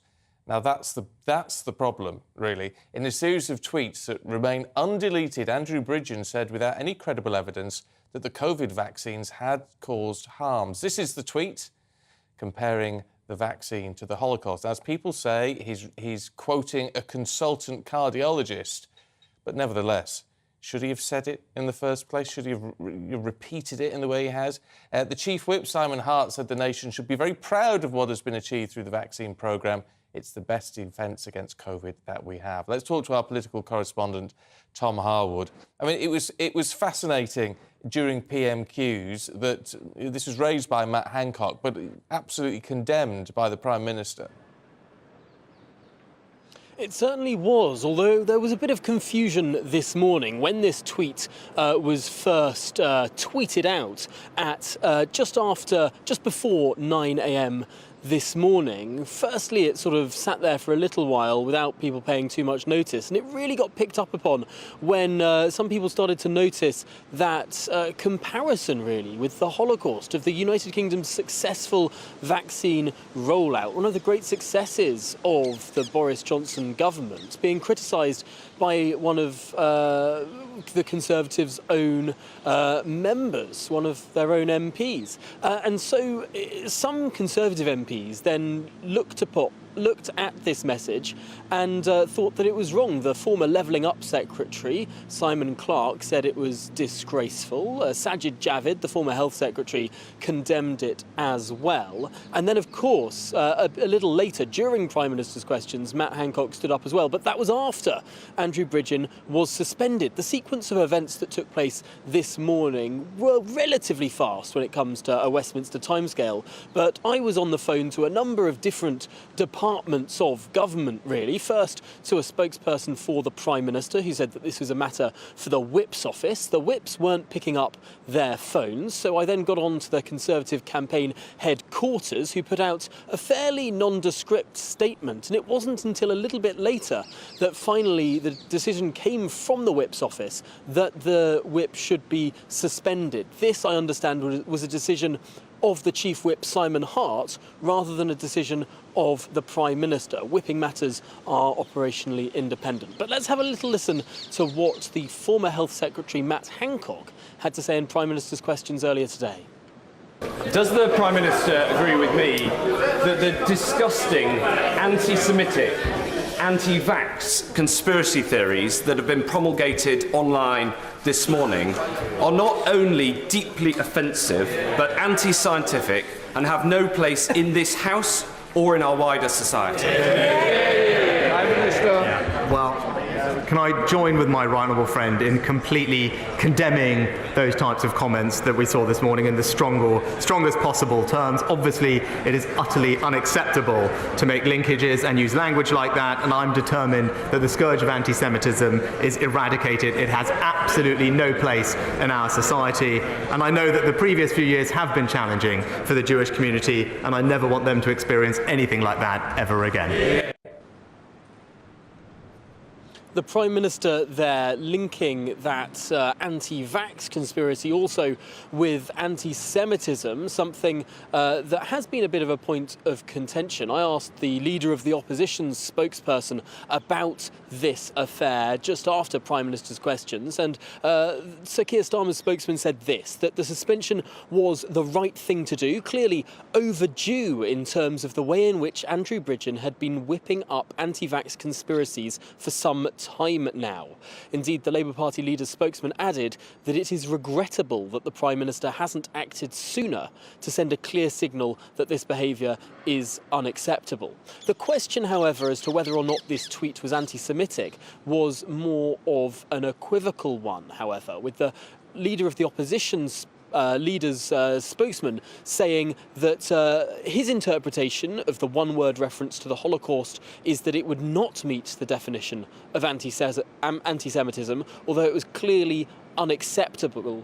It's not the first time that Andrew Bridgen has tweeted unacceptable things when it comes to vaccines, and it's regrettable that action had not been taken sooner. That's the words of the Labour Party. Of course, the Conservative Party suspended Andrew Bridgen around 45 minutes before Prime Minister's questions this morning. OK. Tom, thanks very much indeed. All the top stories heading your way. First, though, here's your weather.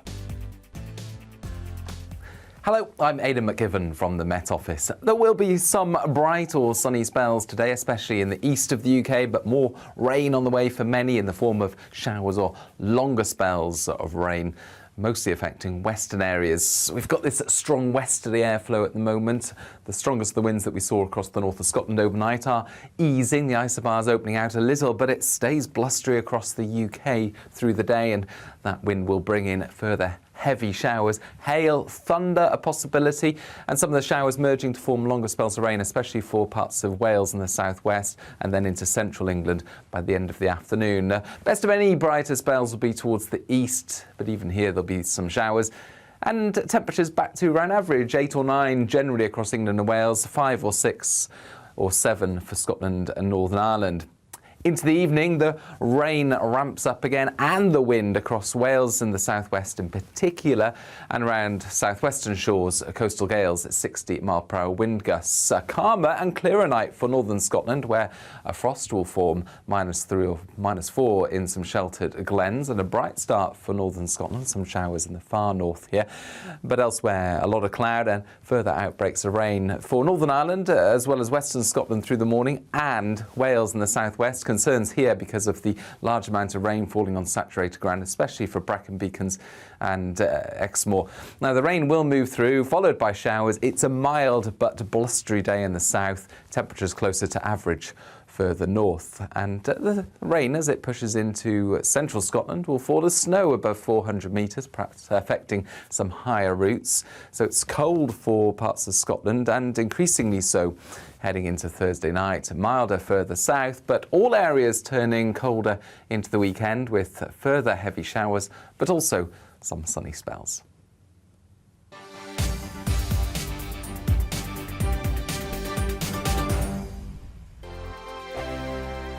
Monday to Thursday nights on GB News. At 6, it's Deebs & Co.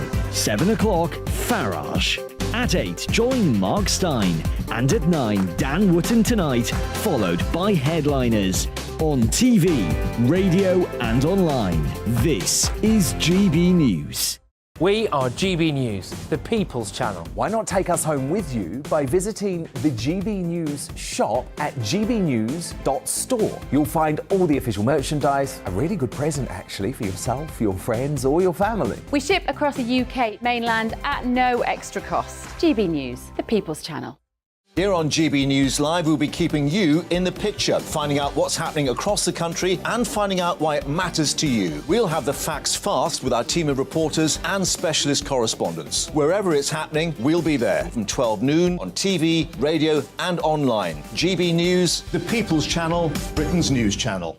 Monday to Thursday on GB News, it's Bev Turner Today from 10 a.m. We're going to be here for you, our GB News family, to keep you up to date, but also make you smile. The guy went from puberty to adultery. And I can't wait to bring a few of my own opinions. I have no time for cultural totalitarianism. We'll engage in passionate, but always polite debate, with your thoughts and opinions at the centre of it all. Only on GB News, the People's Channel, Britain's news channel. Hi there, it's Stephen and Anne. At breakfast from 6 a.m, you'll always be caught up with everything you need to know, the latest headlines, opinions and debates. We'll bring you the good news and the bad, but most of all, we're here for you. Remember, send in your views and let us know what you would like us to talk about. That's because we're your news channel. And every morning at 6 a.m, it's breakfast on GB News.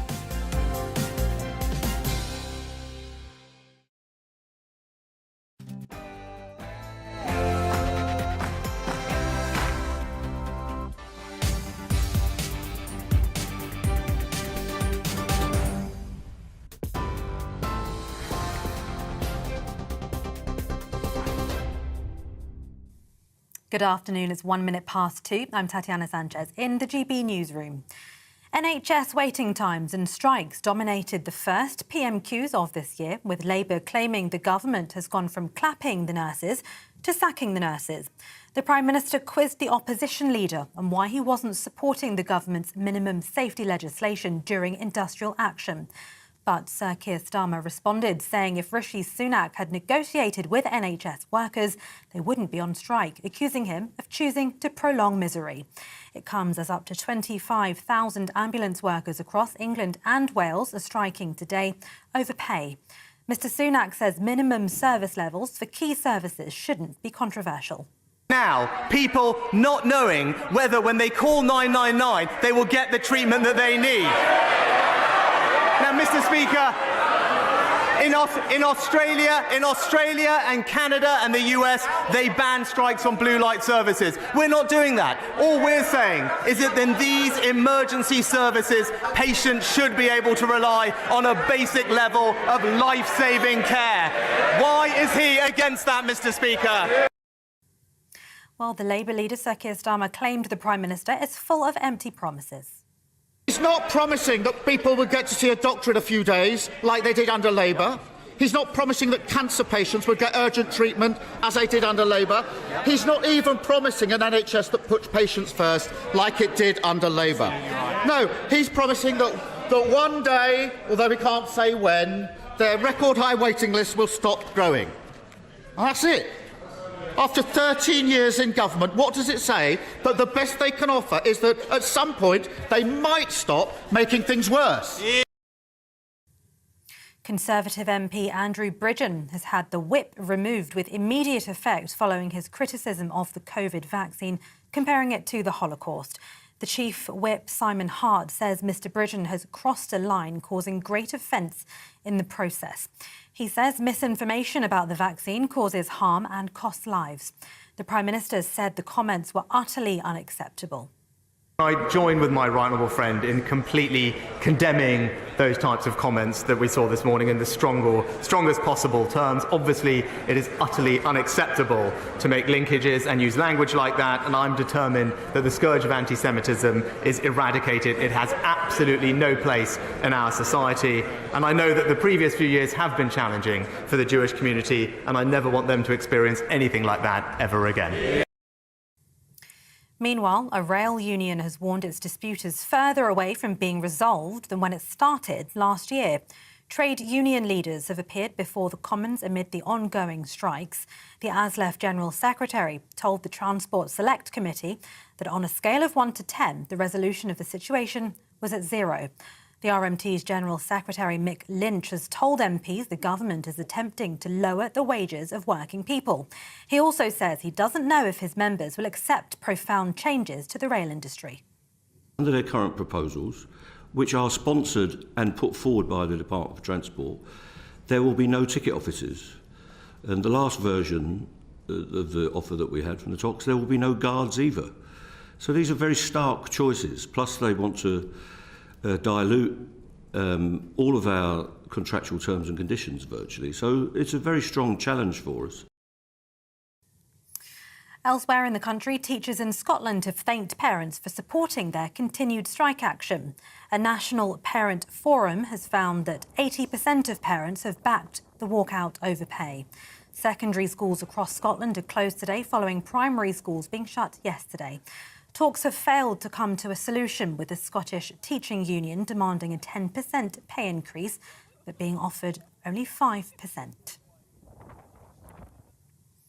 Flights in the US are beginning to resume after a mass computer outage led to thousands of flights being delayed. Now, if you're watching us on television, here's a live shot of LaGuardia Airport in New York, where air traffic is now beginning to get back to normal.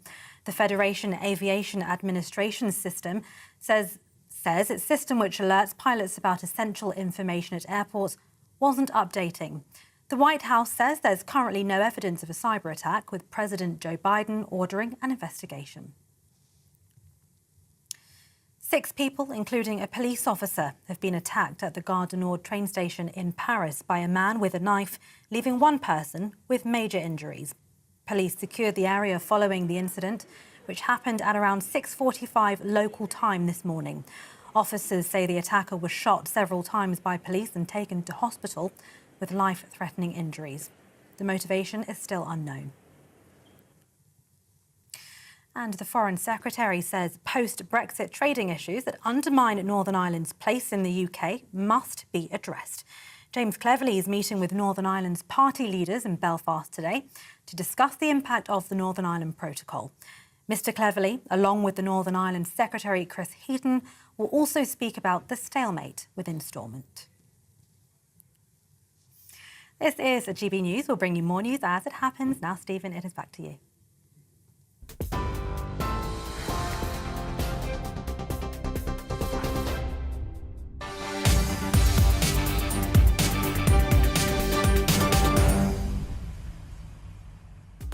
Tatiana, thank you. 7 minutes past 2. Here's what's coming up in the next hour. Well, try not to get injured today. It's a message from healthcare bosses as many as 25,000 ambulance workers stage a huge strike across England and Wales. Then, to add misery on top of all of that, in Scotland, teachers have warned that some exams will have to be rescheduled as secondary schools have shut their gates today. We'll talk to a teacher's representative. Also, one of Rishi Sunak's MPs has been suspended for spreading misinformation about the COVID vaccine and comparing it to the Holocaust. We'll bring you more on that from Westminster. And as we heard from Tatiana, hundreds of flights in the US are grounded over a technical error. 1 or 2 now starting to take to the skies again, but it's unclear whether the cause could be a cyber attack. It is affecting transatlantic flights. We'll get the latest from Mark White and we'll talk to a security expert as well. And as always, we want to hear from you about anything you want to talk about. gbviews@gbnews.uk.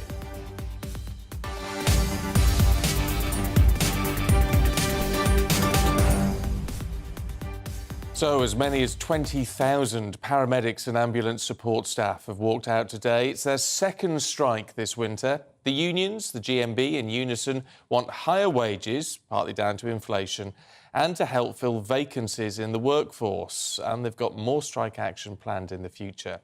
NHS England are warning of delays. They've advised people that they should call 999 if they have a life-threatening emergency. If it's anything less serious, 111, GPs and pharmacies should be used. The Health and Social Care Secretary, Steve Barclay, says the strikes were an unnecessary disruption. Well, we've got reporters up and down the country covering the impact of the strikes today. Our East Midlands reporter Will Hollis is at the picket line in Lincoln. Our national reporter Theo Jacomba is at Waterloo Ambulance Station. Will, let's head to you first and foremost. What are you hearing? Good afternoon. Yes, well, this is one of the busier roads that encircles Lincoln, and that's why the ambulance service operates from the depot here behind me. You can see just over my shoulder there's around a dozen or so GMB union ambulance service workers and a couple of their supporters as well. I was just speaking to a few of them, and they say that they've been here since as early as 7 o'clock this morning, and they're going to be here until 7 o'clock this morning as well. You can hear in the background right now, and it's been the same for all of the time that I've been here, that there is lots of support on this busy road here in Lincoln from people that are pipping their horns. Of course, the big discussion, the big reason for why these ambulance workers are on strike is to do with pay. It is to do with that independent pay review that they want to see opened again. But from what I've been hearing from some of the people on this picket line, one paramedic in particular called Jen, it's not just about pay, it's about working conditions too. Staff are very frustrated with the current demand of jobs that we deal with. A lot of demand is inappropriate for the ambulance service. Yes, there is pay does play a factor, but demand and the overall, the NHS these days, to be fair, we're all struggling. There's a knock-on through the service. Patients, a lot of us feel don't get appropriate treatment quick enough due to the fact that we deal with things that are not really appropriate for the ambulance service to deal with. We deal with a lot of jobs that could be dealt with by your GP or dentist or pharmacist, and I think there's a big lack in education of the public of where services and help's available. So yeah, there's that, and there's the pay and the conditions. You know, staff often work a 12, 14-hour shift. We only get paid, we get an unpaid 30-minute break in that time, often not taken until the 11th, 12th hour of a shift. Staff are tired and worn out.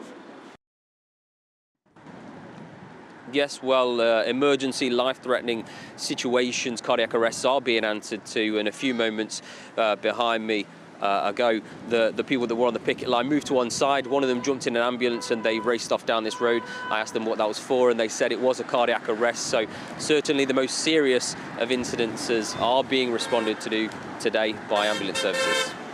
OK, Will, thank you. Let's head to Waterloo then, and Theo Jacomba. I mean, what are the strikers saying to you, Theo? Because there must be the concern, it's always raised, that taking action like this, of course, does put some people at risk. Yeah, so similar picture to where Will is here at the London Ambulance Service. Staff here have been here for a number of hours now, and they've got a fire burning behind me saying they're going to be here for the rest of the day. Around 5 o'clock today, we are expecting ambulance service callers to come and join here on the picket line. There's around 29 picket lines across the city of London, and they'll be doing this throughout the day. Earlier on, I spoke to Jo, who's the representative of Unison here in London, and this is what she had to say. So there's really two messages today. The first one is absolutely about pay for NHS workers. The 72 pence per hour pay rise that they receive in the summer, when inflation is now at 11%, is absolutely unacceptable. Paramedics are going to work every day worried about how to pay their bills, how to pay for childcare, how to pay their mortgage. But the second message really is about trying to get across the crisis that's currently happening in the NHS. Talk to any paramedic here, they'll talk to you about sitting outside A&Es for 12, 13 hours with patients in the back of their vans who need urgent medical attention. And it's very, very stressful for those paramedics because they want to be out there answering more calls, helping as many people as possible. So their message is both around pay, but also the NHS needs support now.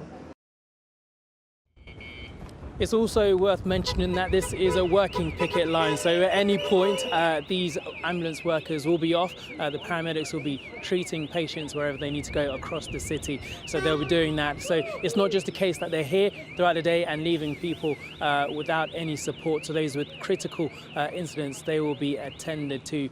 Workers have been saying this is about pay and conditions. They're saying number of staff who are available to ensure patients are treated well are simply aren't there. So they'll be here throughout the day spelling out that message so people can understand what's going on.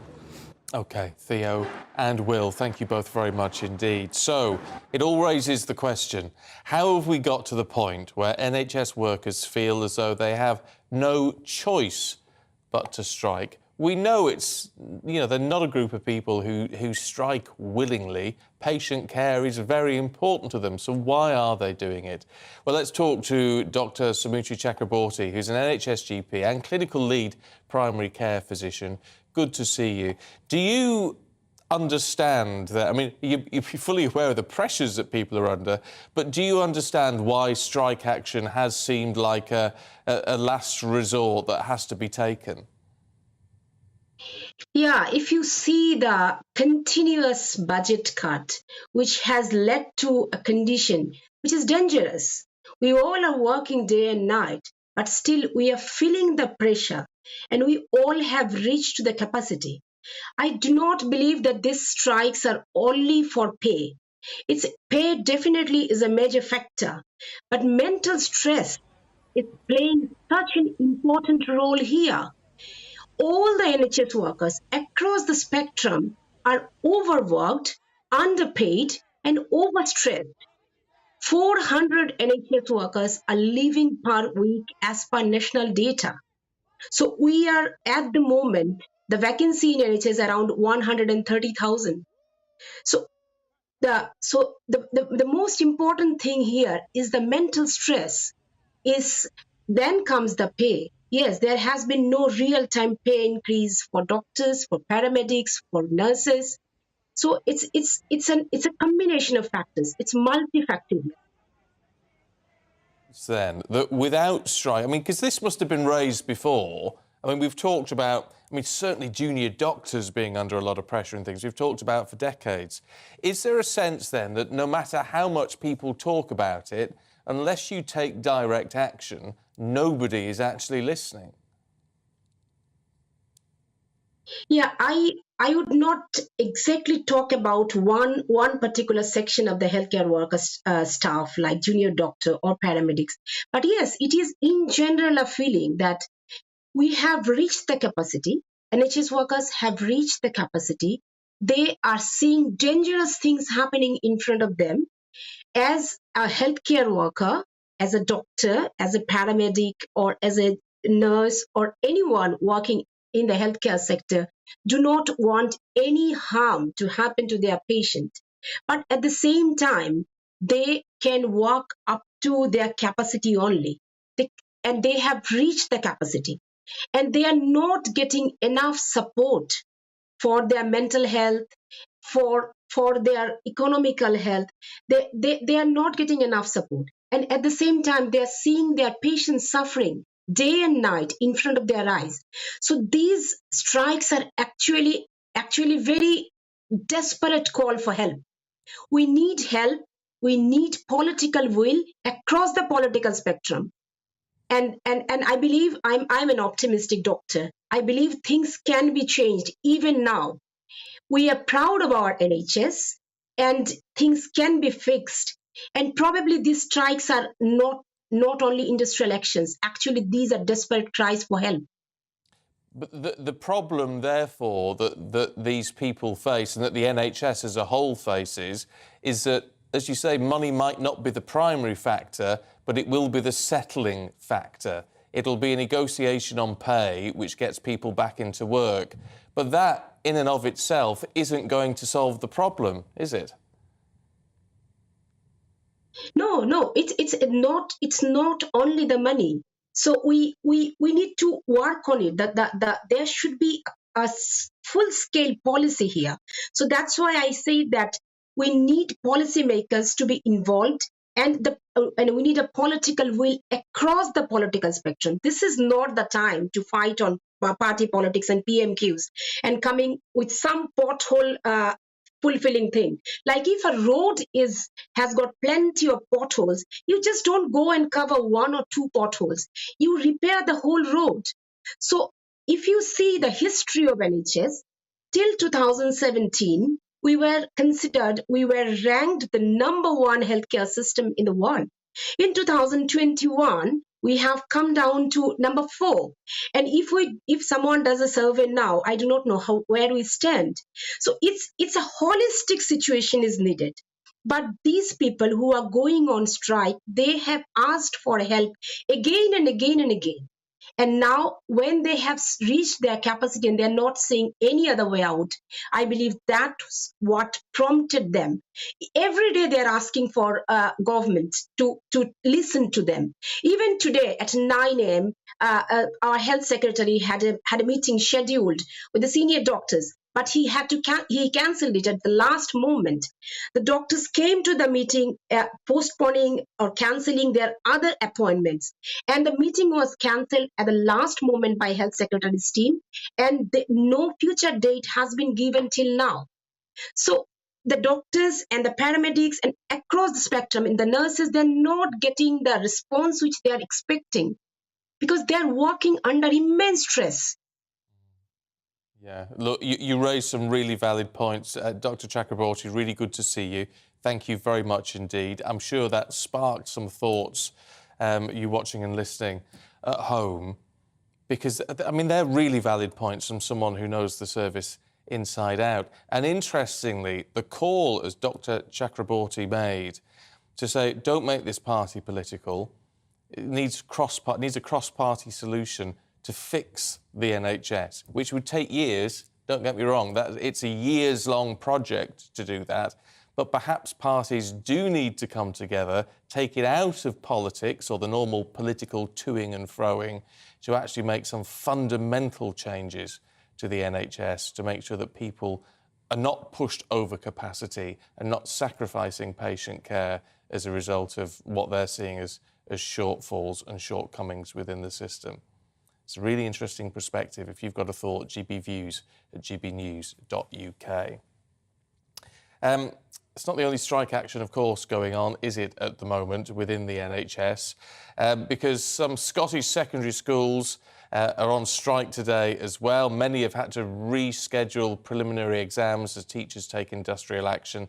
Today's secondary school strikes across Scotland follow yesterday's walkout by primary school teachers in their ongoing dispute. Let's talk to Seamus Searson, who's General Secretary of the Scottish Secondary Teachers Association. Thanks for joining us. I mean, and presumably, like health workers, the last thing teachers want to do is sacrifice their students' education on the altar of strike action. Why do they feel this is the only way forward? Yes, you're right. I mean, teachers don't want to be on strike. This is the first time that teachers have been on strike in Scotland for 40 years. So it's not something that they do very quickly. But the situation in Scotland is that teachers' pay has fallen back over a number of years.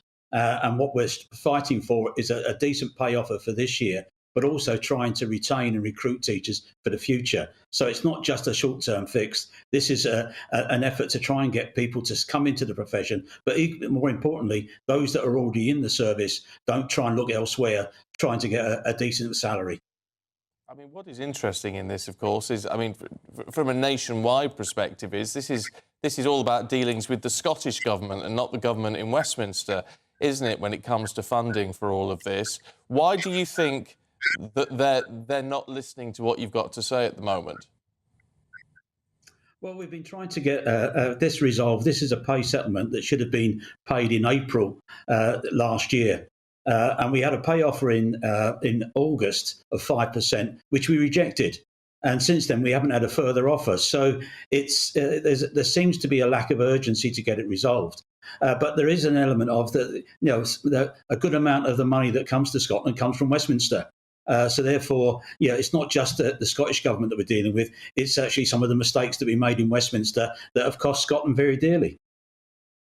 In terms of what you wanted, because you asked for 10%, you were offered 5%, but if that was in August, the financial situation has changed pretty dramatically since then. Have you changed your demands, or are you still sticking with what you originally went to the table with? Well, we put in for a 10% pay claim because we had such a poor pay deal last year, which averaged out about 1.6% across the year. So it was the determination of the teacher unions to go for 10%, and the financial crisis has come on top of that. But we haven't changed our goalpost. Even despite that, we actually anything less than 10% is going to be a pay cut. But we're still trying to get a deal, as I say, not just for now, but for the future. Seamus Searson, we've got to leave it there, sadly, but it's really good to talk to you. Thanks very much indeed. Again, your views on that. I think it's very interesting that the Scottish Secondary Teachers Association haven't increased their demands from August, when obviously there's been a change in people's financial situations and inflation and all the rest of it, but they're still sticking with the 10%, which I think is interesting. 10% still seems like a lot, though, when we look at all these negotiations, doesn't it? Again, your thoughts, please. gbviews@gbnews.uk. Don't go anywhere, because coming up, about 1 million graduates and school leavers could face the worst job prospects in decades. We'll get the latest from Liam Halligan in just a moment.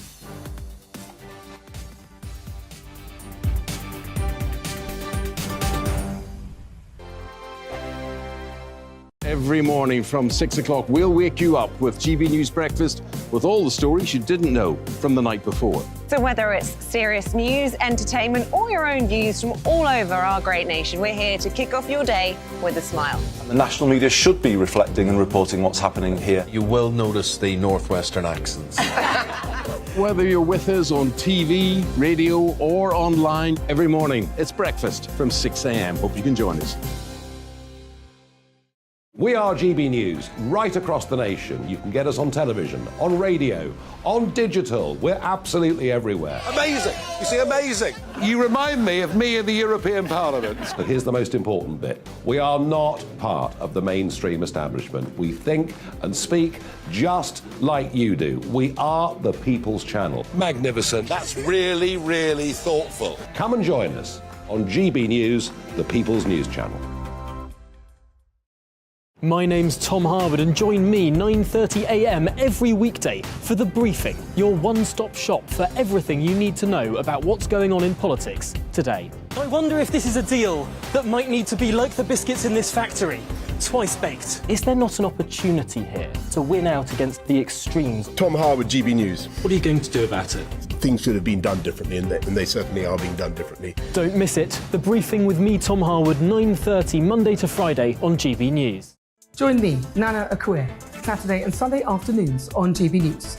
Expect fiery debate and passionate discussion as me and my panel tackle some of the biggest topics hitting the headlines. It's a place for everyone's opinion. No one gets cancelled, but no one gets an easy ride. Oh, she's on it today! Be ready for conversations that are fierce, frank, and of course, fun. Every Saturday and Sunday afternoon from 4 p.m. on GB News, the People's Channel.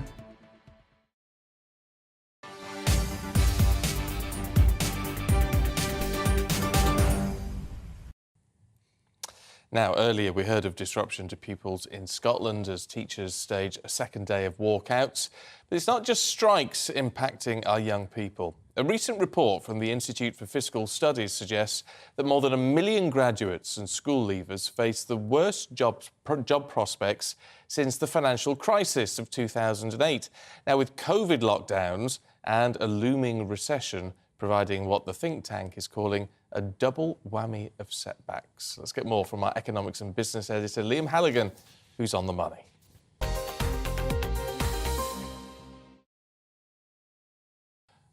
This is thoroughly depressing, Liam, for anyone who's at school at the moment or has just left. Or is leaving university. There's a pattern emerging here, Stephen. Not so many months ago, it was impossible for any senior politician who was involved in implementing lockdown to criticise lockdown. But now that is happening. We heard Rishi Sunak today at Parliamentary Questions saying that the reason NHS waiting lists are so bad is because of pandemic lockdown. And now we're getting completely establishment, highly influential think tanks like the Institute for Fiscal Studies similarly pointing to the fallout from lockdown, the collateral damage from lockdown, if you like. And what the IFS is saying is that if you left school or university in 2019, 2020, 2021, and if you're going to leave in 2022 and 2023, then lockdown will have had some impact on you, particularly upcoming school leavers and new graduates. Here's a quote from a study that the IFS put out this morning. It says the cohorts that entered the labour market in 2019, that was before lockdown, of course, and 2021, that was during and after lockdown, fared no worse than previous cohorts across a number of job quality measures. They were no less likely to be in full-time permanent jobs, to work in high-paid or professional occupations, or to receive on-the-job training, or to work in a large firm. But the Institute of Fiscal Studies went on, Stephen, as the labour market becomes less tight, that means as the labour market, there's fewer vacancies and more unemployment, their loss of work experience, that cohort, and training over the pandemic may put them at a disadvantage. And here's the kicker. Perhaps more concerning still, says the IFS, are the prospects for the next two cohorts of graduates and school leavers, that's 2023, 2024, 2025, who face the double whammy of having had their last years of education disrupted by the pandemic and being set to enter the labour market during a prolonged recession. Now, as it happens, I don't think personally that the recession will be as long as the Bank of England and pretty much by definition the IFS are saying. I think the recession, when the economy is contracting, will be over during the first half of this year. I'm a bit of an outlier in that. I'm a bit more optimistic than a lot of other economists with public platforms. But what I do think is that the combination, I completely agree with the IFS of this, of lockdown, of the fact that a lot of graduates, newly minted graduates in the next couple of years will have spent quite a lot of their undergraduate degrees in lockdown, working remotely, which doesn't mean so many contact hours with teachers, particularly if they're scientists, not so many lab hours and so on, and indeed school leavers. It may put that cohort at a disadvantage. And there's no other way to gild this lily, if you like. This is the collateral damage of locking down the British economy. I'm not here to argue the rights or wrongs of that. I'm just saying that this is part of the collateral damage, as well as the damage in terms of fewer cancer referrals during lockdown and all the rest of it. And this collateral damage is now gradually becoming part of the mainstream debate in British society across newspapers and broadcasters. And so that's why we have to discuss these things, difficult as they are. Does it... I mean, look, I'm trying to look on the bright side of this. Does it present an opportunity in some respects for employers in that they inherit a cohort of students who are used to working in a different way, are used to being perhaps a bit more independent? They're entering the workforce with a slightly different set of skills. Interesting you should say that, because I think among employers that I talk to, big companies and small, and I say this as somebody with school-age and university-age kids, and as the first person in my family to go to university, it was a huge thing for me and, out of 24 first cousins, I was the only one that went to university. But I think a lot of employers are increasingly thinking now, look, if you're going to do a hands-on job, even at quite a high level, don't go to university. Let's do an apprenticeship. Let's do hands-on vocational training. Let's do more training that's immediately relevant. You can now become a solicitor, Stephen, without going to university. Just as in the old days, you could become an accountant if you're a bright school leaver. I certainly remember people from my cohort all those years ago, I'm a bit older than you, who went straight to a big accountancy firm because they were good at figures and they were just commercial type people. And there's a really interesting organisation out there called Not Going to Uni. And I spoke earlier today to Conor Cotton, who's the CEO of Not Going to Uni. And what he said to me is that increasingly now attitudes are changing, that 50% of our cohort of young people, school leavers going to university, may be too much. This is what he said. Typically, well, historically, university was the main option unless you wanted to go into some of the very sort of manual, skilled industries, like being a plumber, for example. Whereas in this day and age, a lot of parents are bewildered by the fact that you can be a solicitor by not going to university, and you can go and be a solicitor by doing an apprenticeship. So the more we can educate parents on actually what those alternative routes are, similar to what I'm saying about young people and educating them, the better equipped they are to either help their son or daughter make that decision, or more importantly, when their son or daughter comes home and says, I'm doing this, they can actually support them and get behind them in going down that route. Changing, Stephen, and the COVID lockdown has sort of accelerated that change. This is a theme we'll carry on discussing here on The Money on GB News. Yeah, no, it's an interesting one. Liam, thanks very much indeed. OK, time for your news update. Here's Tatiana.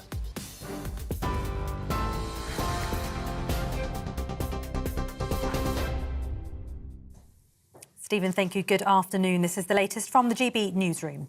NHS waiting times and strikes dominated the first PMQs of the year, with Labour claiming the government has gone from clapping the nurses to sacking the nurses. The Prime Minister quizzed the opposition leader on why he wasn't supporting the government's minimum safety legislation during industrial action. It comes as up to 25,000 ambulance workers across England and Wales are striking today. Mr Sunak says minimum service levels for key services shouldn't be controversial. But Sir Keir Starmer accused him of being full of empty promises. Right now, people not knowing whether when they call 999, they will get the treatment that they need.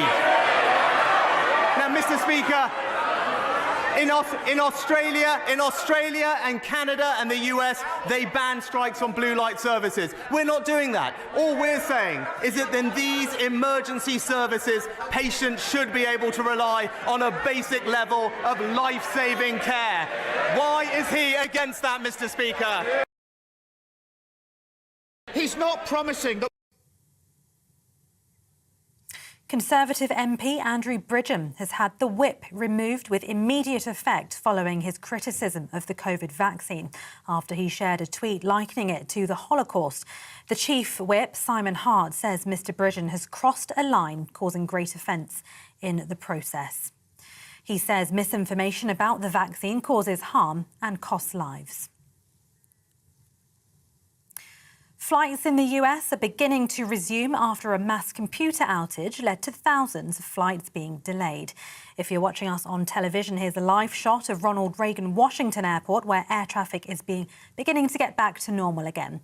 The Federal Aviation Administration says its systems which alerts pilots about essential information at airports was not updating. The White House says there's currently no evidence of a cyber attack, with President Joe Biden ordering an investigation. TV, online and DAB Plus radio, this is GB News.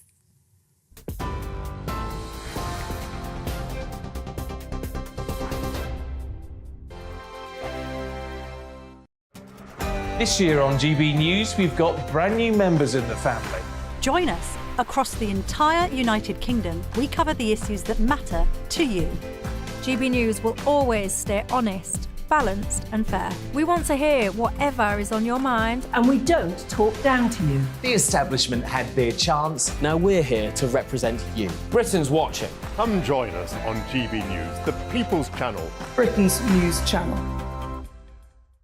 Join me, Lawrence Fox, on GB News. Frank, fun, fearless and sometimes serious. Much as I love a Friday night punch-up, what I really want is a battle of ideas. I want to look at things differently. I want to hear different voices and engage with your unique experiences. Every Friday at 7 p.m. on GB News. I'm Michael Portillo. Join me on GB News on a Sunday morning for topical discussion, debate, arts and culture, and sometimes even ethical dilemmas. I don't always agree with you, Michael. Michael Portillo, Sundays on GB News, the People's Channel, Britain's news channel.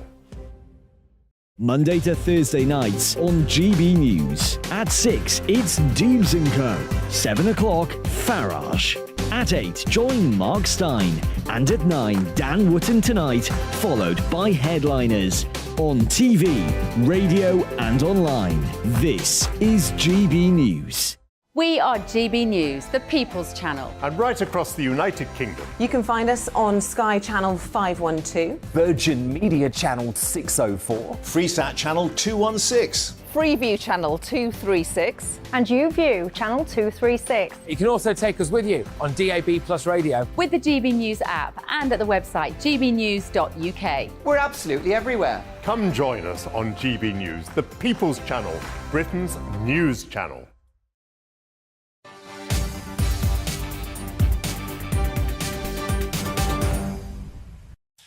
It's 2:38. Now, about 400 US flights have been cancelled. More than 3,000 have been delayed because of a technical error in the national control system. Now, airlines are starting to get back to normal slowly, but President Biden has ordered an investigation into what exactly has happened. Let's talk to our Home and Security editor, Mark White, who's here. First and foremost, is there cause for concern? Because obviously you immediately think cyber attack or something of that nature. Well, that's not been ruled out. So clearly, as a matter of urgency, they want to get to the bottom of what caused this very significant outage. This is a safety-critical system that provides up-to-date information to pilots before they take off on what's happening en route and at the destination they're heading to in terms of runway closures, particular heavy traffic in that area, whatever it might be. And that has been out for many hours now, since the early hours of this morning. And as a result, as you say, thousands of flights have been delayed, hundreds have been cancelled, and it may well have a knock-on effect. We know it's affecting flights coming from Europe and other parts of the world going to the States as well. They've been delayed while they try to get to the bottom of exactly what went wrong. Now, the President of the United States, President Biden, has said that as a matter of urgency, he's asked the Department of Transport to investigate exactly what has gone on here, but didn't really give any indication as to whether it could have been a cyber attack or not. And just looking at that's flight radar. It's very difficult to get a great deal of information off that in a sense from the distance we're looking at the monitor. Yeah. But we are getting the impression, are we, that they are starting to get things back up and running. But even presumably without the system actually working properly yet. Yes, slowly but surely they are operating and working the system, or at the very least looking at workarounds to get that kind of safety-critical information to the pilots so they can continue with their journeys. But the difficulty is when you delay or cancel a flight, it has big knock-on effects because you then find that flights which should be in a completely different part of the country or part of the world aren't. They're at the place they should have left quite a few hours earlier. So that then affects the ongoing flights, incoming flights, and all of the above, and actually can take days before they return to a full working system again without the delays. So I think, for the air travelling passengers in the US, and indeed those in other parts of the world heading to the US, the advice really should be to, factor in the potential for some lengthy disruption. Presumably, air traffic systems across the world are being looked at, and particularly in countries like ours and across mainland Europe, are going to be looked at because, but in case it's a glitch that we can iron out ourselves, but because a cyber attack hasn't actually been ruled out yet, people have got to, we're a prime target, aren't we? So people have got to be looking at this. Yes, and even if at the end of the day this doesn't turn out to be a cyber attack, it's still an issue that those who are charged with keeping us safe in all of our critical national infrastructure and those in the States and other countries who have to do likewise will have to factor in and look at just how vulnerable are these systems. Now, it may be that in the fullness of time, they discover that perhaps there is something more nefarious at work here, but they don't want to make that public because they don't want to say just how vulnerable their systems are, although it's perfectly obvious how vulnerable their systems are if it does turn out to be a cyber attack, given that everybody is reporting on the many thousands of flights that have been disrupted. So, yeah, you would hope that if it is something involving an attack on computer hardware and software that they're operating within the Federal Aviation Administration in the United States, that we do get to find out about that. And if it is an attack, then they've got to look at where this is coming from. It's criminal related, probably unlikely. A state actor, well, who are we talking about? Russia, China, North Korea, any number, Iran, any number could be out to cause the US and its allies and neighbours disruption and harm. Yeah, well, they certainly could. OK, Mark, for now, thanks very much indeed.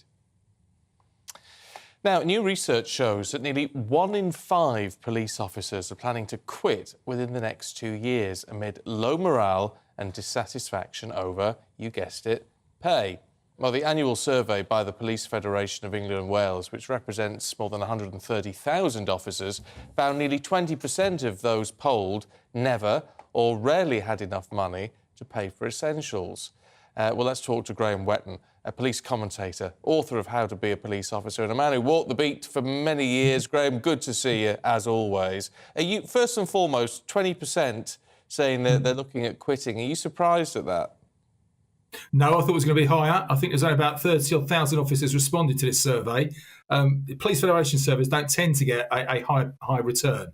So I imagine, actually, in reality, that figure will be much higher than it is quoted, 18%. I would expect it to be a lot higher. I speak to serving officers almost on a daily basis, and the morale is very low, and the dissatisfaction with pay. Bear in mind, we're going back to almost like 2010 before police pay had a significant or a reasonable rise, a fair rise. That dissatisfaction has been going on for years now, over a decade. All right, well, look, let's put pay to one side. I know it's important, but everyone's talking pay at the moment, and you know, what can be done about it? Well, you know, not a huge amount at the moment. So what about the low morale and the and general dissatisfaction with the job? What's driving that? A lot of it does come down to the conditions. It comes down to lack of numbers, lack of resources, a perceived lack of support by some management, a perceived lack of support from government. Almost like they're going out and doing their job on a day-to-day basis and not feeling either supported or loved, for want of a better term, when they're actually doing the job. And it comes down to frontline policing. And the main issue, again, is retention of experienced staff. You can't just recruit your way out of this. The government want to recruit, I think it's 20,000 officers in a 3-year period. Well, they're losing about 8,000 a year. So you're literally just filling those experience gaps with new officers. I mean, the problem here, and I don't want to jump on a political bandwagon particularly, but the problem seems to have been then a long-term underinvestment, which of course is the argument being made for the NHS as well. But it seems like everything's coming home to roost now. And again, I don't want to go down the political route as such, but yeah, you're right. We look at, I know police officers are looking at paramedics, and nurses have never striked, but they're looking at those public sector workers being able to strike.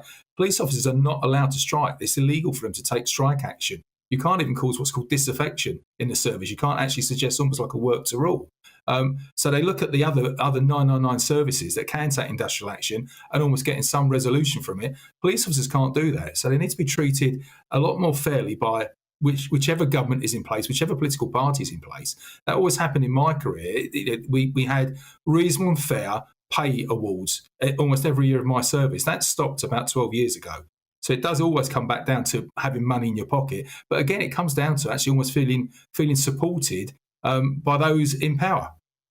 It's part of the issue, and I know it's a little bit of a tangent, Graham, but it's part of the issue. There's been so much flack on the Metropolitan Police Service lately. Some of it justified.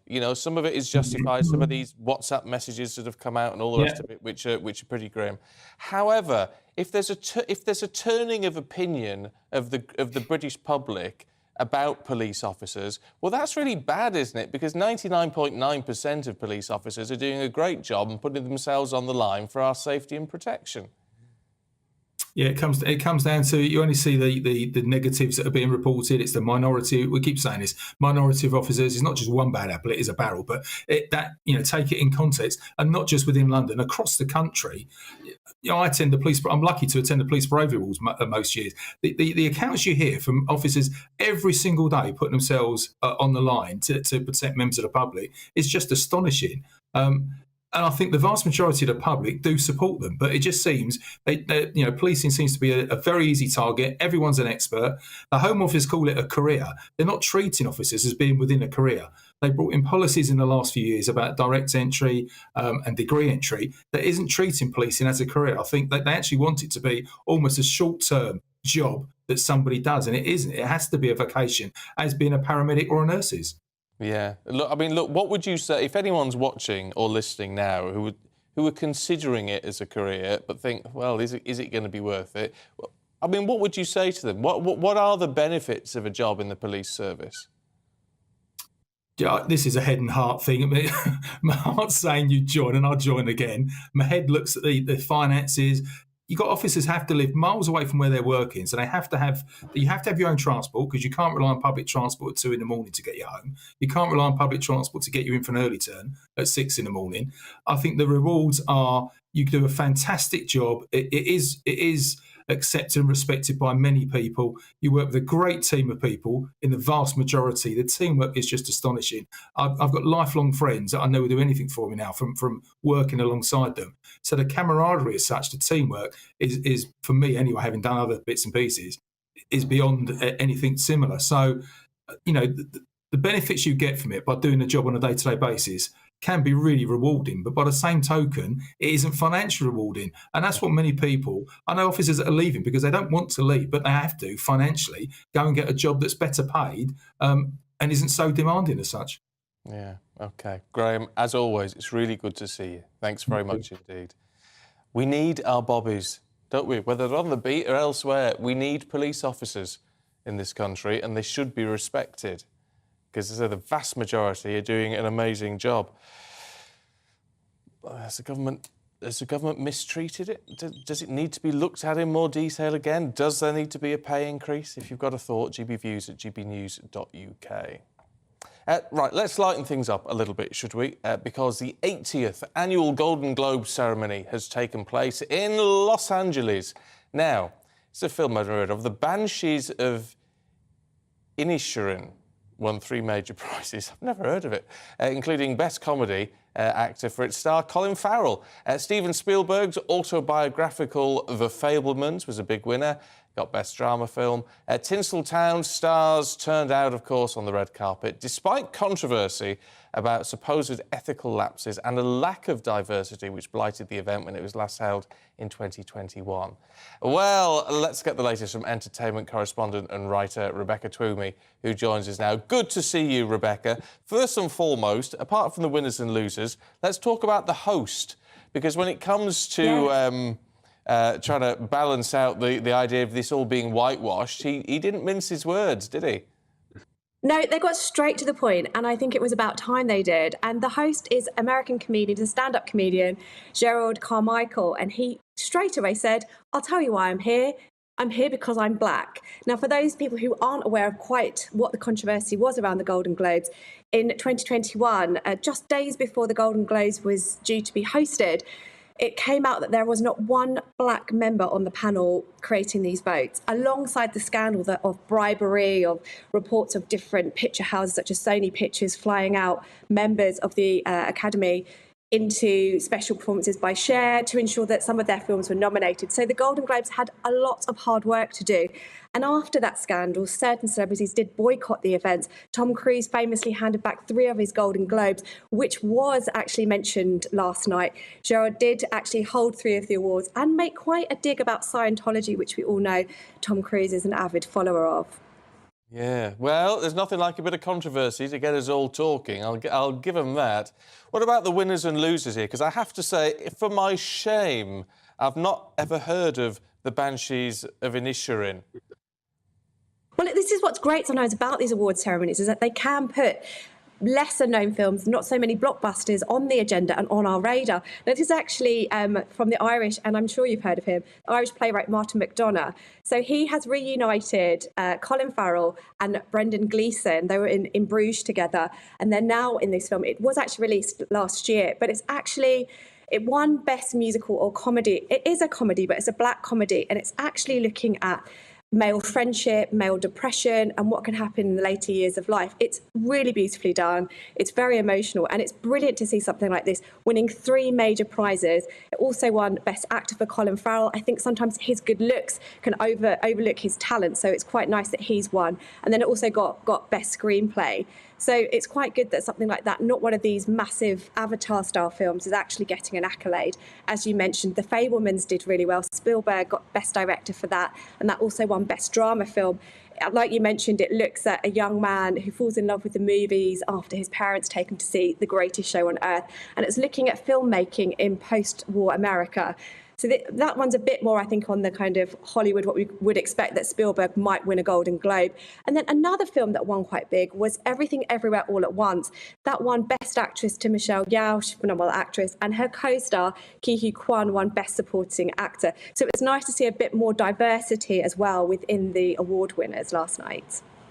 In terms of some of those lady winners, and it was mentioned, wasn't it? The fact that we had one who's 60, one who's 61, and the fact they mentioned that they sort of were, obviously delighted that as they've got older, their careers have actually expanded rather than being reduced, which is perhaps what they would have expected. Yes. Oh, this is the wonderful thing about us now having so many streaming platforms. It's presenting a lot of opportunity. Diversity is often also, very importantly looking at race, but we're also looking at diversity of writers, diversity of experiences, diversity of the stories that are being told and that are coming out there. And with that, then obviously actors who do like the limelight and do like to say how wonderful it is that they're back on screen. But obviously the older actresses, they don't tend to always used to have as many brilliant roles. But we're starting to see, particularly in the last few years, that older actresses are getting more and more bigger parts. And this was what part of the controversy of these non-gendered awards, which predominantly have been happening in the music awards, the Grammys, the Brits. But there is still a lot of conversation around this happening in the acting and film awards, that you'll just have a non-gendered, for non-binary people to be able to feel they could enter. But the problem is that if you only have one award for, say, best performance in a film, you might then actually be penalising people because some of the roles aren't there to be winning those awards. So if you're not writing roles for older women or people of colour, they're not necessarily going to win. So it might just be that the same sort of characters start winning again. So it's a win for everyone on all accounts that there's lots of diversity within the types of roles and films. Yeah. Rebecca, really good to see you. Thanks very much indeed. I'm very pleased about Michelle Yeoh. I think she's fantastic, actually. And look, that is it from me for today. I'm back tomorrow at 12 o'clock. But, of course, Patrick Christys is here straight after your weather. Hello, I'm Aidan McGivern from the Met Office. There will be some bright or sunny spells today, especially in the east of the UK, but more rain on the way for many in the form of showers or longer spells of rain, mostly affecting western areas. We've got this strong westerly airflow at the moment. The strongest of the winds that we saw across the north of Scotland overnight are easing. The isobars opening out a little, but it stays blustery across the UK through the day, and that wind will bring in further heavy showers, hail, thunder a possibility, and some of the showers merging to form longer spells of rain, especially for parts of Wales and the southwest, and then into central England by the end of the afternoon. Best of any brighter spells will be towards the east, but even here there'll be some showers. And temperatures back to around average, 8 or 9 generally across England and Wales, 5 or 6 or 7 for Scotland and Northern Ireland. Into the evening, the rain ramps up again and the wind across Wales and the southwest in particular, and around southwestern shores, coastal gales at 60-mile-per-hour wind gusts. A calmer and clearer night for northern Scotland, where a frost will form -3 or -4 in some sheltered glens, and a bright start for northern Scotland, some showers in the far north here. But elsewhere, a lot of cloud and further outbreaks of rain for Northern Ireland, as well as western Scotland through the morning, and Wales and the southwest concerns here because of the large amount of rain falling on saturated ground, especially for Brecon Beacons and Exmoor. Now, the rain will move through, followed by showers. It's a mild but blustery day in the south. Temperatures closer to average further north. And the rain, as it pushes into central Scotland, will fall as snow above 400 metres, perhaps affecting some higher routes. So it's cold for parts of Scotland and increasingly so heading into Thursday night. Milder further south, but all areas turning colder into the weekend with further heavy showers, but also some sunny spells.